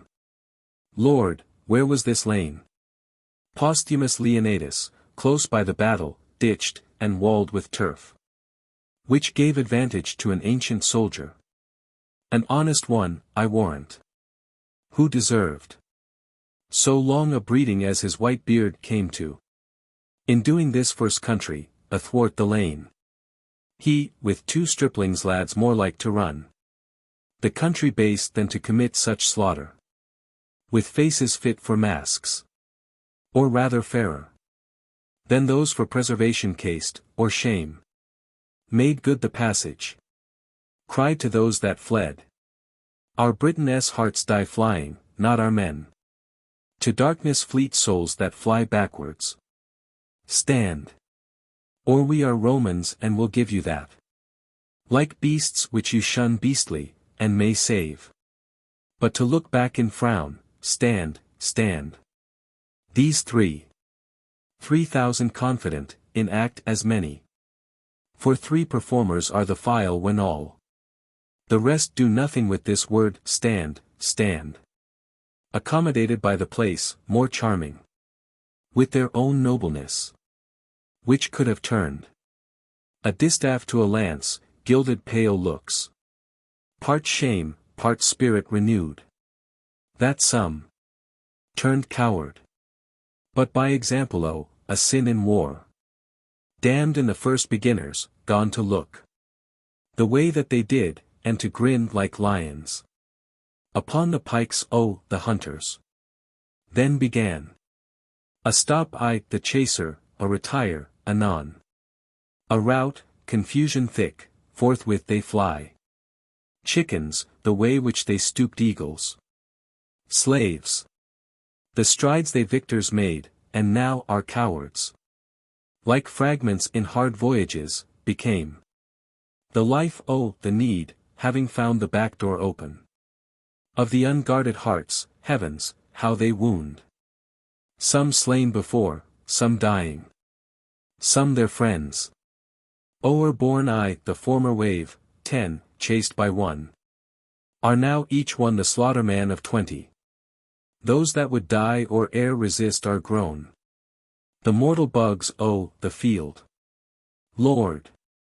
This was strange chance. A narrow lane, an old man, and 2 boys. Posthumus Leonatus, nay, do not wonder at it, you are made. Rather to wonder at the things you hear. Than to work any. Will you rhyme upon't? And vent it for a mockery? Here is one. 2 boys, an old man twice a boy, a lane. Preserved the Britons, was the Romans' bane. Lord, nay, be not angry, sir. Posthumus Leonatus, lack, to what end? Who dares not stand his foe, I'll be his friend.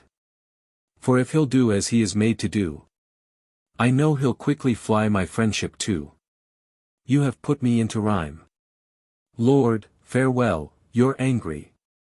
Posthumus Leonatus, still going. Exit Lord. This is a lord. O noble misery. To be the field, and ask, what news, of me? Today how many would have given their honors? To have saved their carcasses. Took heel to do't. And yet died too. I, in mine own woe charmed. Could not find death where I did hear him groan. Nor feel him where he struck, being an ugly monster. 'Tis strange he hides him in fresh cups, soft beds. Sweet words. Or hath more ministers than we. That draw his knives the war. Well, I will find him. For being now a favourer to the Briton. No more a Briton, I have resumed again. The part one came in, fight I will no more. But yield me to the veriest hind that shall once touch my shoulder. Great the slaughter is here made by the Roman, great the answer be. Britons must take for me, my ransom's death. On either side I come to spend my breath. Which neither here I'll keep nor bear again. But end it by some means for Imogen. Enter 2 British captains and soldiers. First captain, great Jupiter be praised. Lucius is taken. 'Tis thought the old man and his sons were angels. Second captain, there was a 4th man, in a silly habit. That gave the affront with them. First captain, so 'tis reported. But none of them can be found. Stand. Who's there? Posthumus Leonatus, a Roman. Who had not now been drooping here, if seconds had answered him. Second captain, lay hands on him, a dog. A leg of Rome shall not return to tell what crows have pecked them here. He brags his service. As if he were of note, bring him to the king. Enter Cymbeline, Belarius, Guiderius, Arviragus, Pisanio, soldiers, attendants, and Roman captives. The captains present Posthumus Leonatus to Cymbeline, who delivers him over to a jailer, then exeunt omnes. Scene 4. A British prison. Enter Posthumus Leonatus and 2 jailers. First jailer, you shall not now be stolen, you have locks upon you. So graze as you find pasture. Second jailer, eye, or a stomach. Exeunt jailers. Posthumus Leonatus. Most welcome, bondage. For thou art away. Think, to liberty, yet am I better than one that's sick o' the gout, since he had rather grown so in perpetuity than be cured by the sure physician, death, who is the key to unbar these locks. My conscience, thou art fettered more than my shanks and wrists, you good gods, give me the penitent instrument to pick that bolt. Then, free for ever. Is't enough I am sorry? So children temporal fathers do appease. Gods are more full of mercy. Must I repent? I cannot do it better than in gyves. Desired more than constrained, to satisfy. If of my freedom, 'tis the main part, take no stricter render of me than my all. I know you are more clement than vile men, who of their broken debtors take a third, a sixth, a tenth, letting them thrive again on their abatement. That's not my desire. For Imogen's dear life take mine. And though 'tis not so dear, yet 'tis a life, you coined it. 'Tween man and man they weigh not every stamp. Though light, take pieces for the figure's sake. You rather mine, being yours, and so, great powers. If you will take this audit, take this life. And cancel these cold bonds. O Imogen! I'll speak to thee in silence. Sleeps. Solemn music. Enter, as in an apparition, Caecilius Leonatus, father to Posthumus Leonatus, an old man, attired like a warrior. Leading in his hand an ancient matron, his wife, and mother to Posthumus Leonatus, with music before them. Then, after other music, follow the two young Leonati, brothers to Posthumus Leonatus, with wounds as they died in the wars. They circle Posthumus Leonatus round, as he lies sleeping. Caecilius Leonatus, no more, thou thundermaster, show thy spite on mortal flies. With Mars fall out, with Juno chide, that thy adulteries, rates and revenges, hath my poor boy done aught but well, whose face I never saw. I died whilst in the womb he stayed, attending nature's law. Whose father then, as men report, thou orphan's father art. Thou shouldst have been, and shielded him from this earth-vexing smart. Mother Lucina lent not me her aid, but took me in my throes. That from me was Posthumus ripped, came crying mongst his foes. A thing of pity. Caecilius Leonatus. Great nature, like his ancestry, molded the stuff so fair, that he deserved the praise o' the world, as great Caecilius heir. First brother, when once he was mature for man. In Britain where was he, that could stand up his parallel, or fruitful object be? In eye of Imogen, that best could deem his dignity. Mother, with marriage wherefore was he mocked? To be exiled, and thrown from Leonati's seat, and cast from her his dearest one. Sweet Imogen. Caecilius Leonatus. Why did you suffer Iachimo, slight thing of Italy, to taint his nobler heart and brain with needless jealousy, and to become the jeck and scorn others' villainy? Second brother. For this from stiller seats we came, our parents and us twain, that striking in our country's cause, fell bravely and were slain. Our fealty and tenacious right, with honor to maintain. First brother. Like hardiment Posthumus hath to Cymbeline performed. Then, Jupiter, thou king of gods, why hast thou thus adjourned the graces for his merits due, being all to dolors turned?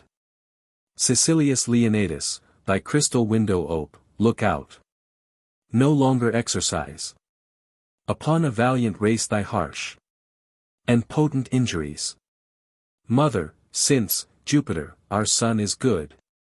Take off his miseries. Caecilius Leonatus, peep through thy marble mansion, help.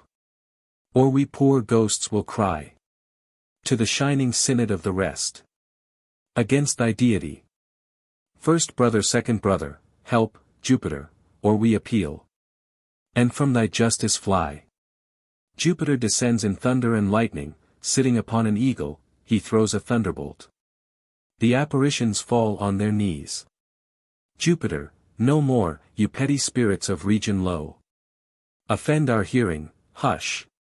How dare you ghosts accuse the thunderer, whose bolt, you know, sky-planted batters all rebelling coasts. Poor shadows of Elysium, hence, and rest upon your never-withering banks of flowers. Be not with mortal accidents oppressed. No care of yours it is, you know 'tis ours. Whom best I love I cross, to make my gift. The more delayed, delighted. Be content. Your low-laid son our Godhead will uplift. His comforts thrive, his trials well are spent. Our jovial star reigned at his birth, and in our temple was he married. Rise, and fade. He shall be lord of Lady Imogen, and happier much by his affliction made. This tablet lay upon his breast, wherein our pleasure his full fortune doth confine. And so, away, no further with your din. Express impatience, lest you stir up mine. Mount, eagle, to my palace crystalline. Ascends Caecilius Leonatus. He came in thunder, his celestial breath was sulphurious to smell, the holy eagle. Stooped as to foot us, his ascension is more sweet than our blessed fields, his royal bird prunes the immortal wing and cloys his beak, as when his God is pleased. All thanks, Jupiter. Caecilius Leonatus, the marble pavement closes, he is entered his radiant route. Away! And, to be blessed, let us with care perform his great behest. The apparitions vanish. Posthumus Leonatus. Waking, sleep, thou hast been a grandsire, and begot a father to me, and thou hast created a mother and two brothers, but, O scorn! Gone! They went hence so soon as they were born. And so I am awake. Poor wretches that depend on greatness favor dream as I have done. Wake and find nothing. But, alas, I swerve. Many dream not to find, neither deserve. And yet are steeped in favors, so am I. That have this golden chance and know not why. What fairies haunt this ground? A book? O rare one! Be not, as is our fangled world, a garment nobler than that it covers, let thy effects so follow, to be most unlike our courtiers. As good as promise reads. When as a lion's whelp shall, to himself unknown, without seeking find, and be embraced by a piece of tender air.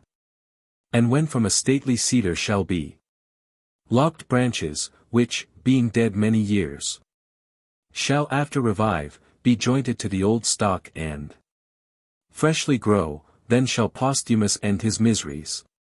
Britain be fortunate and flourish in peace and plenty. 'Tis still a dream, or else such stuff as madmen. Tongue and brain not either both or nothing. Or senseless speaking or a speaking such as sense cannot untie. Be what it is. The action of my life is like it, which I'll keep, if but for sympathy. Re-enter First Jailer. First Jailer, come, sir, are you ready for death? Posthumus Leonatus, over-roasted rather, ready long ago. First Jailer, hanging is the word, sir, if you be ready for that, you are well cooked. Posthumus Leonatus. So, if I prove a good repast to the spectators, the dish pays the shot. First Jailer, a heavy reckoning for you, sir. But the comfort is You shall be called to no more payments, fear no more tavern bills, which are often the sadness of parting, as the procuring of mirth. You come in flint for want of meat, depart reeling with too much drink, sorry that you have paid too much, and sorry that you are paid too much, purse and brain both empty. The brain the heavier for being too light, the purse too light, being drawn of heaviness. Of this contradiction you shall now be quit. Oh, the charity of a penny cord! It sums up thousands in a trice. You have no true debitor and creditor but it of what's past, is, and to come. The discharge, your neck, sir, is pen, book and counters, so the acquittance follows. Posthumus Leonatus, I am merrier to die than thou art to live. First Jailer. Indeed, sir, he that sleeps feels not the toothache, but a man that were to sleep your sleep, and a hangman to help him to bed, I think he would change places with his officer, for, look you, sir, you know not which way you shall go. Posthumus Leonatus, yes, indeed do I, fellow. First Jailer, your death has eyes in s head then. I have not seen him so pictured. You must either be directed by some that take upon them to know, or do take upon yourself that which I am sure you do not know. Or jump the after inquiry on your own peril, and how you shall speed in your journey's end, I think you'll never return to tell one. Posthumus Leonatus, I tell thee, fellow, there are none want eyes to direct them the way I am going, but such as wink and will not use them. First Jailer. What an infinite mock is this, that a man should have the best use of eyes to see the way of blindness. I am sure hanging's the way of winking. Enter a messenger. Messenger, knock off his manacles, bring your prisoner to the king. Posthumus Leonatus, thou bringst good news, I am called to be made free. First Jailer, I'll be hanged then. Posthumus Leonatus, thou shalt be then freer than a jailer, no bolts for the dead. Exeunt Posthumus Leonatus and Messenger. First Jailer, unless a man would marry a gallows and beget young gibbets, I never saw one so prone. Yet, on my conscience, there are verier knaves desire to live. For all he be a Roman, and there be some of them too that die against their wills, so should I, if I were one. I would we were all of one mind, and one mind good. Oh, there were desolation of jailers and gallowses. I speak against my present profit, but my wish hath a preferment in t exeunt. Scene 5. Cymbeline's tent. Enter Cymbeline, Belarius, Guiderius, Arviragus, Pisanio, lords, officers, and attendants. Cymbeline, stand by my side, you whom the gods have made preservers of my throne. Woe is my heart, that the poor soldier that so richly fought, whose rags shamed gilded arms, whose naked breast stepped before larges of proof, cannot be found. He shall be happy that can find him, if our grace can make him so. Belarius. I never saw such noble fury in so poor a thing. Such precious deeds in one that promises not but beggary and poor looks. Cymbeline, no tidings of him. Pisanio, he hath been searched among the dead and living, but no trace of him. Cymbeline. To my grief, I am the heir of his reward. To Belarius, Guiderius, and Arviragus, which I will add. To you, the liver, heart and brain of Britain, by whom I grant she lives. 'Tis now the time to ask of whence you are. Report it. Belarius. Sir, in Cambria are we born, and gentlemen. Further to boast were neither true nor modest. Unless I add, we are honest. Cymbeline, bow your knees. Arise my knights, oh, the battle, I create you. Companions to our person and will fit you. With dignities becoming your estates. Enter Cornelius and ladies. There's business in these faces. Why so sadly? Greet you our victory. You look like Romans. And not, oh, the court of Britain. Cornelius, hail, great king. To sour your happiness, I must report. The queen is dead. Cymbeline, who worse than a physician? Would this report become? But I consider.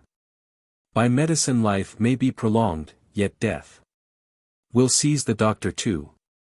How ended she? Cornelius, with horror, madly dying, like her life. Which, being cruel to the world, concluded. Most cruel to herself. What she confessed. I will report, so please you, these her women. Can trip me, if I err, who with wet cheeks were present when she finished. Cymbeline, prithee, say. Cornelius. First, she confessed she never loved you, only affected greatness got by you, not you. Married your royalty, was wife to your place. Abhorred your person. Cymbeline, she alone knew this. And, but she spoke it dying, I would not believe her lips in opening it. Proceed. Cornelius, your daughter, whom she bore in hand to love.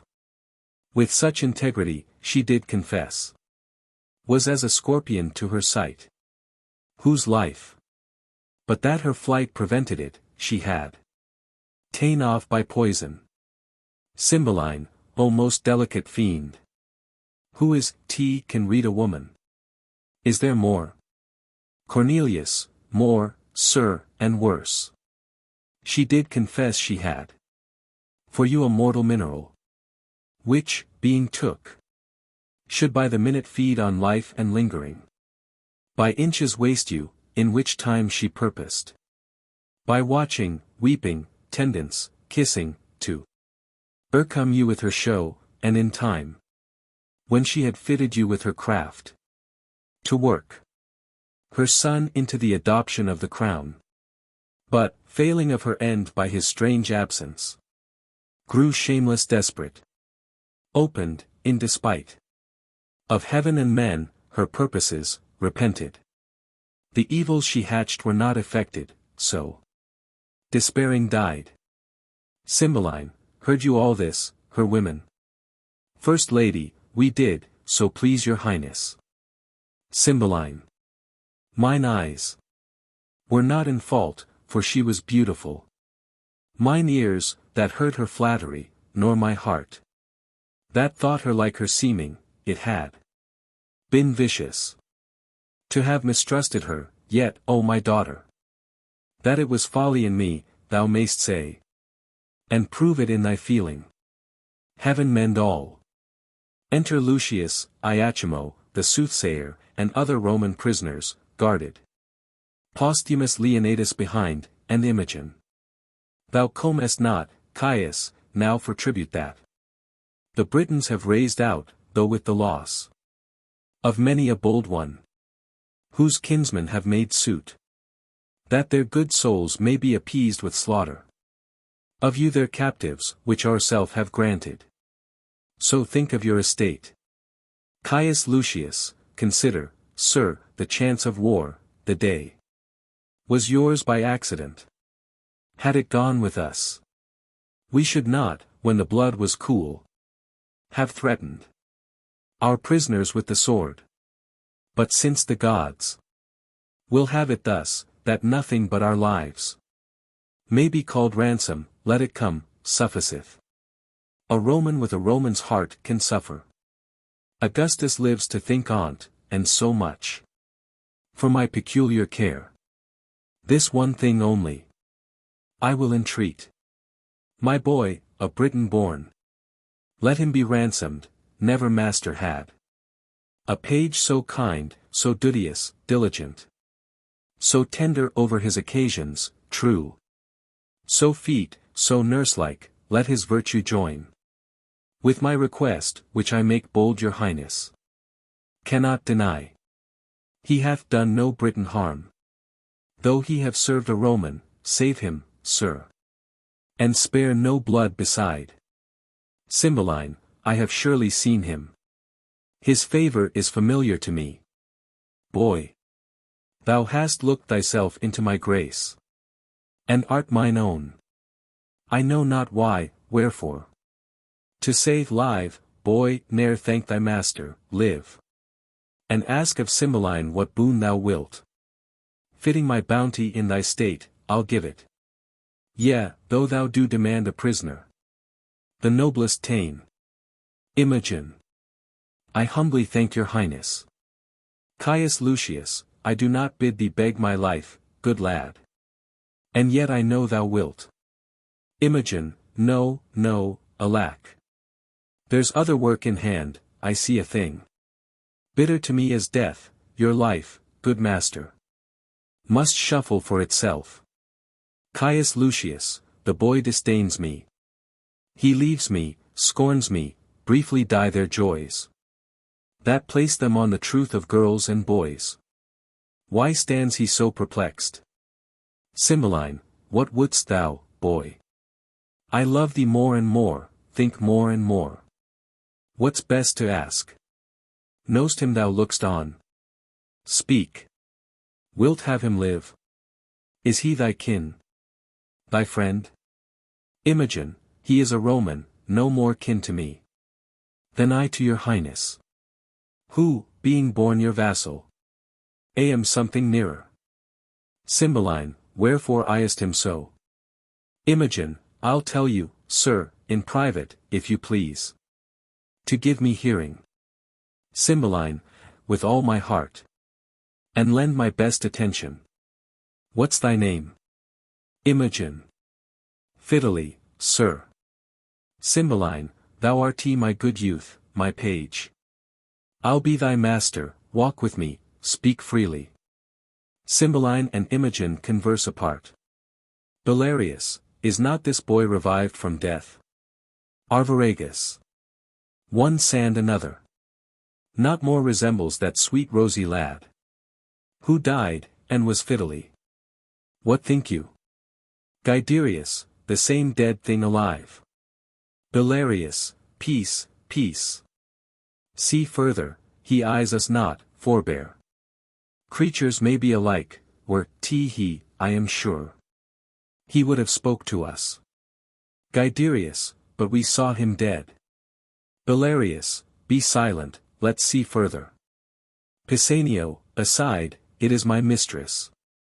Since she is living, let the time run on. To good or bad. Cymbeline and Imogen come forward. Cymbeline, come, stand thou by our side. Make thy demand aloud. To Iachimo. Sir, step you forth. Give answer to this boy, and do it freely. Or, by our greatness and the grace of it, which is our honor, bitter torture shall winnow the truth from falsehood. On, speak to him. Imogen, my boon is, that this gentleman may render. Of whom he had this ring. Posthumus Leonatus. Aside, what's that to him? Cymbeline, that diamond upon your finger, say. How came it yours? Iachimo, thou lt torture me to leave unspoken that which, to be spoke, would torture thee. Cymbeline, how? Me. Iachimo. I am glad to be constrained to utter that which torments me to conceal. By villainy. I got this ring, 'twas Leonatus' jewel. Whom thou didst banish, and which more may grieve thee. As it doth me a nobler sir ne'er lived. Twixt sky and ground. Wilt thou hear more, my lord? Cymbeline, all that belongs to this.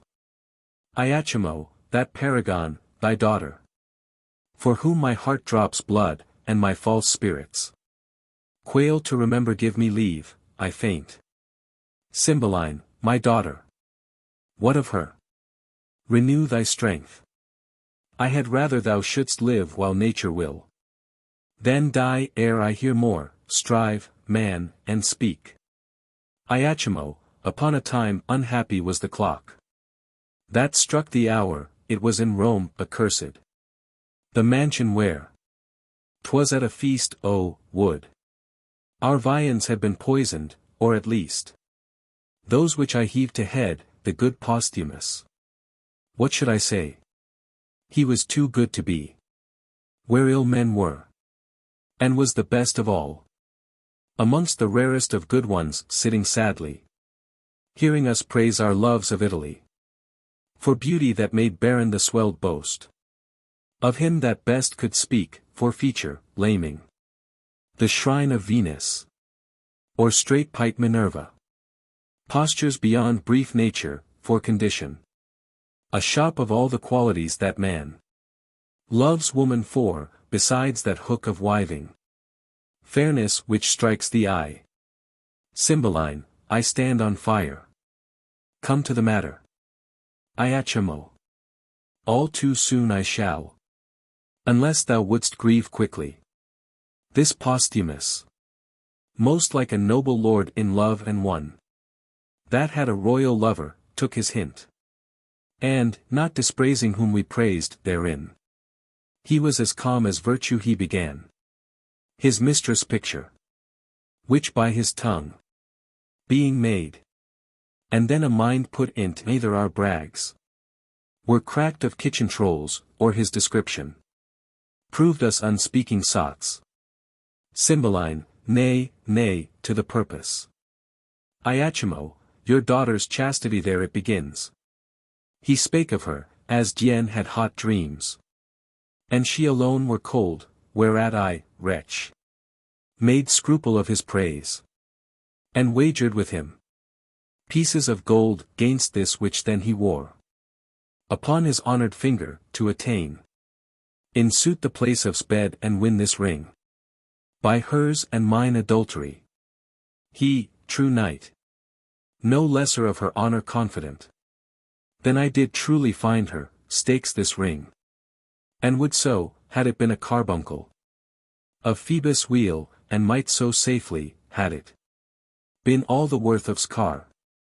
Away to Britain post I in this design. Well may you, sir, remember me at court, where I was taught of your chaste daughter the wide difference twixt amorous and villainous.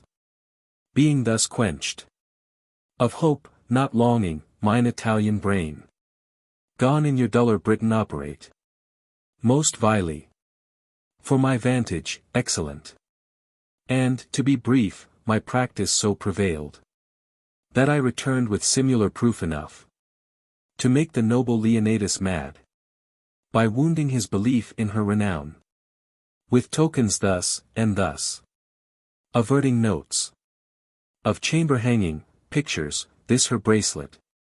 Oh cunning, how I got it, nay, some marks of secret on her person, that he could not but think her bond of chastity quite cracked. I having ta'en the forfeit. Whereupon, methinks, I see him now. Posthumus Leonidas, advancing, so thou dost. Italian fiend. I me, most credulous fool. Egregious murderer, thief, anything that's due to all the villains past, in being to come. Oh, give me cord, or knife, or poison. Some upright justicer. Thou, king, send out. For torturers ingenious, it is I. That all the abhorred things, oh, the earth amend. By being worse than they. I am Posthumus. That killed thy daughter, villain-like, I lie. That caused a lesser villain than myself. A sacrilegious thief, to doot, the temple of virtue was she, yea, and she herself. Spit, and throw stone cast mire upon me, set the dogs, oh, the street to bay me, every villain. Be called Posthumus Leonidas, and be villainy less than 'twas. O Imogen! My queen, my life, my wife. O Imogen! Imogen, Imogen! Imogen, peace, my lord! Here, here! Posthumus Leonatus, shall's have a play of this? Thou scornful page! There lie thy part. Striking her, she falls. Pisanio, oh, gentlemen, help! Mine and your mistress. Oh, my lord Posthumus! You ne'er killed Imogen till now. Help, help! Mine honored lady! Cymbeline, does the world go round? Posthumus Leonatus, how come these staggers on me? Pisanio, wake, my mistress! Cymbeline, if this be so, the gods do mean to strike me to death with mortal joy. Pisanio, how fares thy mistress? Imogen, oh, get thee from my sight! Thou gavest me poison, dangerous fellow, hence!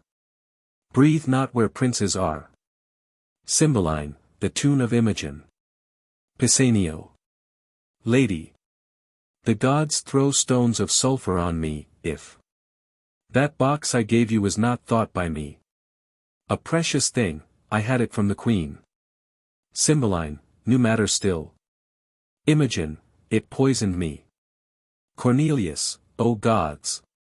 I left out one thing which the queen confessed, which must approve the honest, if Pisanio have, said she, given his mistress that confection, which I gave him for cordial, she is served as I would serve a rat.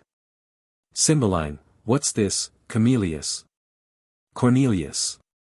The queen, sir, very oft importuned me to temper poisons for her, still pretending the satisfaction of her knowledge only in killing creatures vile, as cats and dogs, of no esteem. I, dreading that her purpose was of more danger, did compound for her a certain stuff, which, being ta'en, would cease the present power of life, but in short time all offices of nature should again do their due functions. Have you ta'en of it?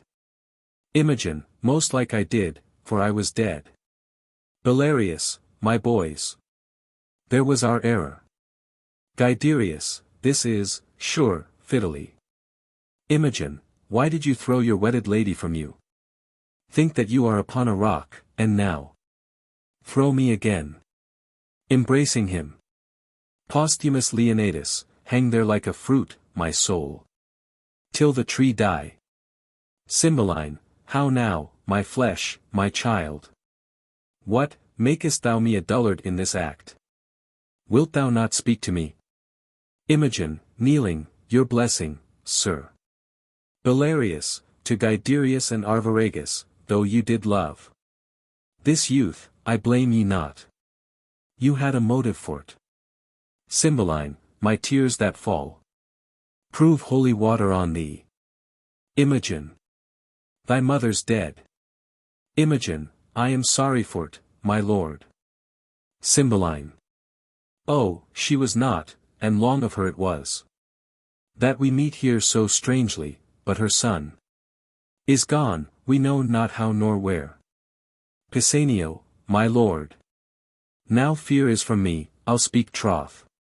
Lord Cloten, upon my lady's missing, came to me with his sword drawn, foamed at the mouth, and swore if I discovered not which way she was gone, it was my instant death. By accident had a feigned letter of my master's then in my pocket, which directed him to seek her on the mountains near to Milford, where, in a frenzy, in my master's garments, which he enforced from me, away he posts, with unchaste purpose and with oath to violate my lady's honor. What became of him I further know not. Guiderius, let me end the story. I slew him there.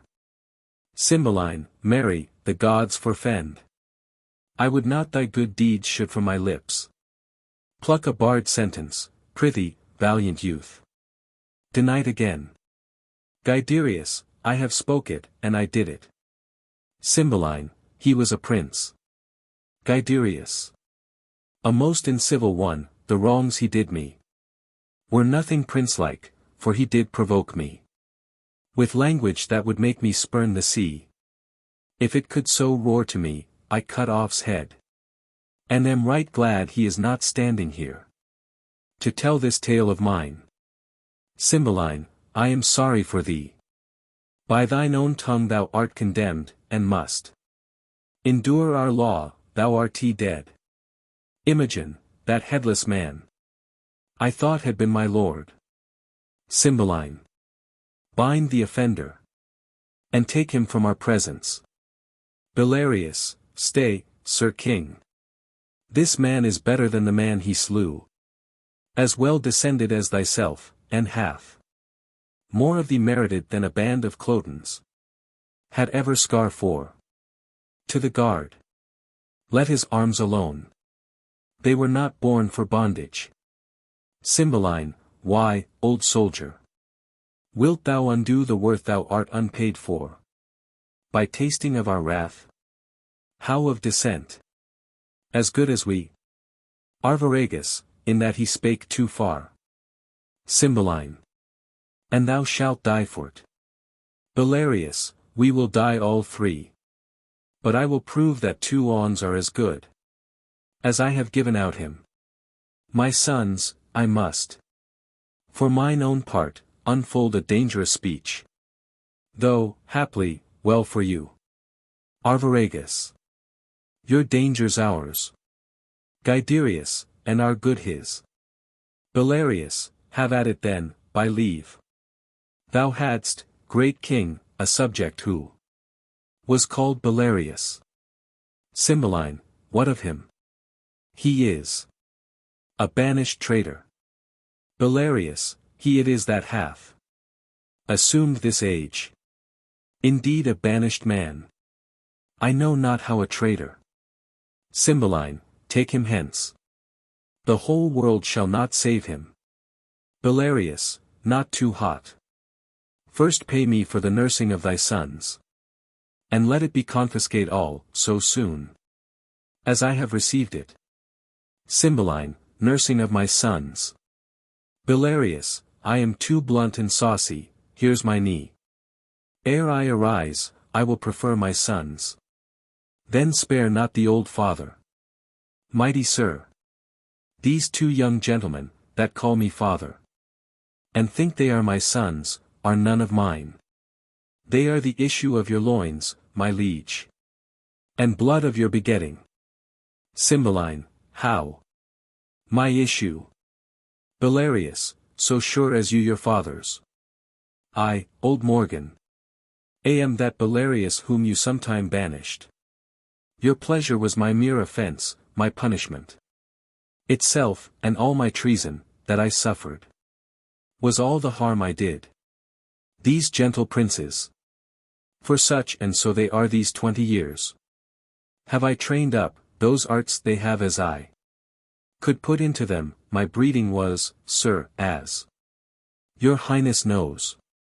Their nurse, Europhile, whom for the theft I wedded, stole these children. Upon my banishment, I moved her to't, having received the punishment before. For that which I did then, beaten for loyalty, excited me to treason, their dear loss. The more of you, 'twas felt, the more it shaped unto my end of stealing them.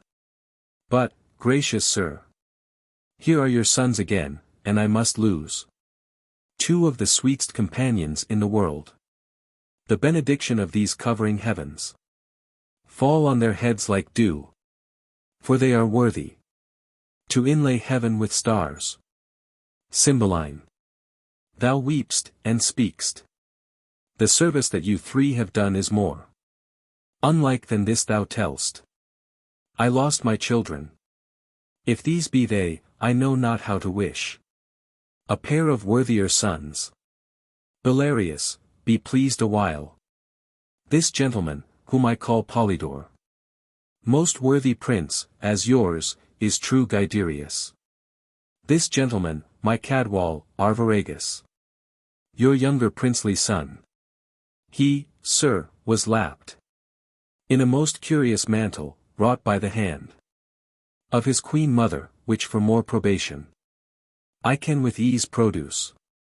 Cymbeline, Guiderius had upon his neck a mole, a sanguine star. It was a mark of wonder. Belarius, this is he who hath upon him still that natural stamp. It was wise nature's end in the donation to be his evidence now. Cymbeline, oh, what am I? A mother to the birth of three? Ne'er mother. Rejoiced deliverance more. Blessed pray you be, that, after this strange starting from your orbs, may reign in them now. O Imogen! Thou hast lost by this a kingdom. Imogen, no, my lord. I have got 2 worlds by O my gentle brothers. Have we thus met? Oh, never say hereafter. But I am truest speaker, you called me brother. When I was but your sister, I you brothers. When ye were so indeed. Cymbeline, did you e'er meet? Arviragus, I, my good lord. Guiderius, and at first meeting loved. Continued so, until we thought he died. Cornelius, by the queen's dram she swallowed. Cymbeline, O rare instinct! When shall I hear all through? This fierce abridgment hath to it circumstantial branches, which distinction should be rich in. Where? How lived you? And when came you to serve our Roman captive? How parted with your brothers? How first met them? Why fled you from the court? And whither? These and your 3 motives to the battle, with I know not how much more, should be demanded. And all the other by dependencies. From chance to chance, but nor the time nor place will serve our long interrogatories. See. Posthumus anchors upon Imogen. And she, like harmless lightning, throws her eye on him, her brother, me, her master, hitting each object with a joy, the counterchange is severally in all. Let's quit this ground and smoke the temple with our sacrifices.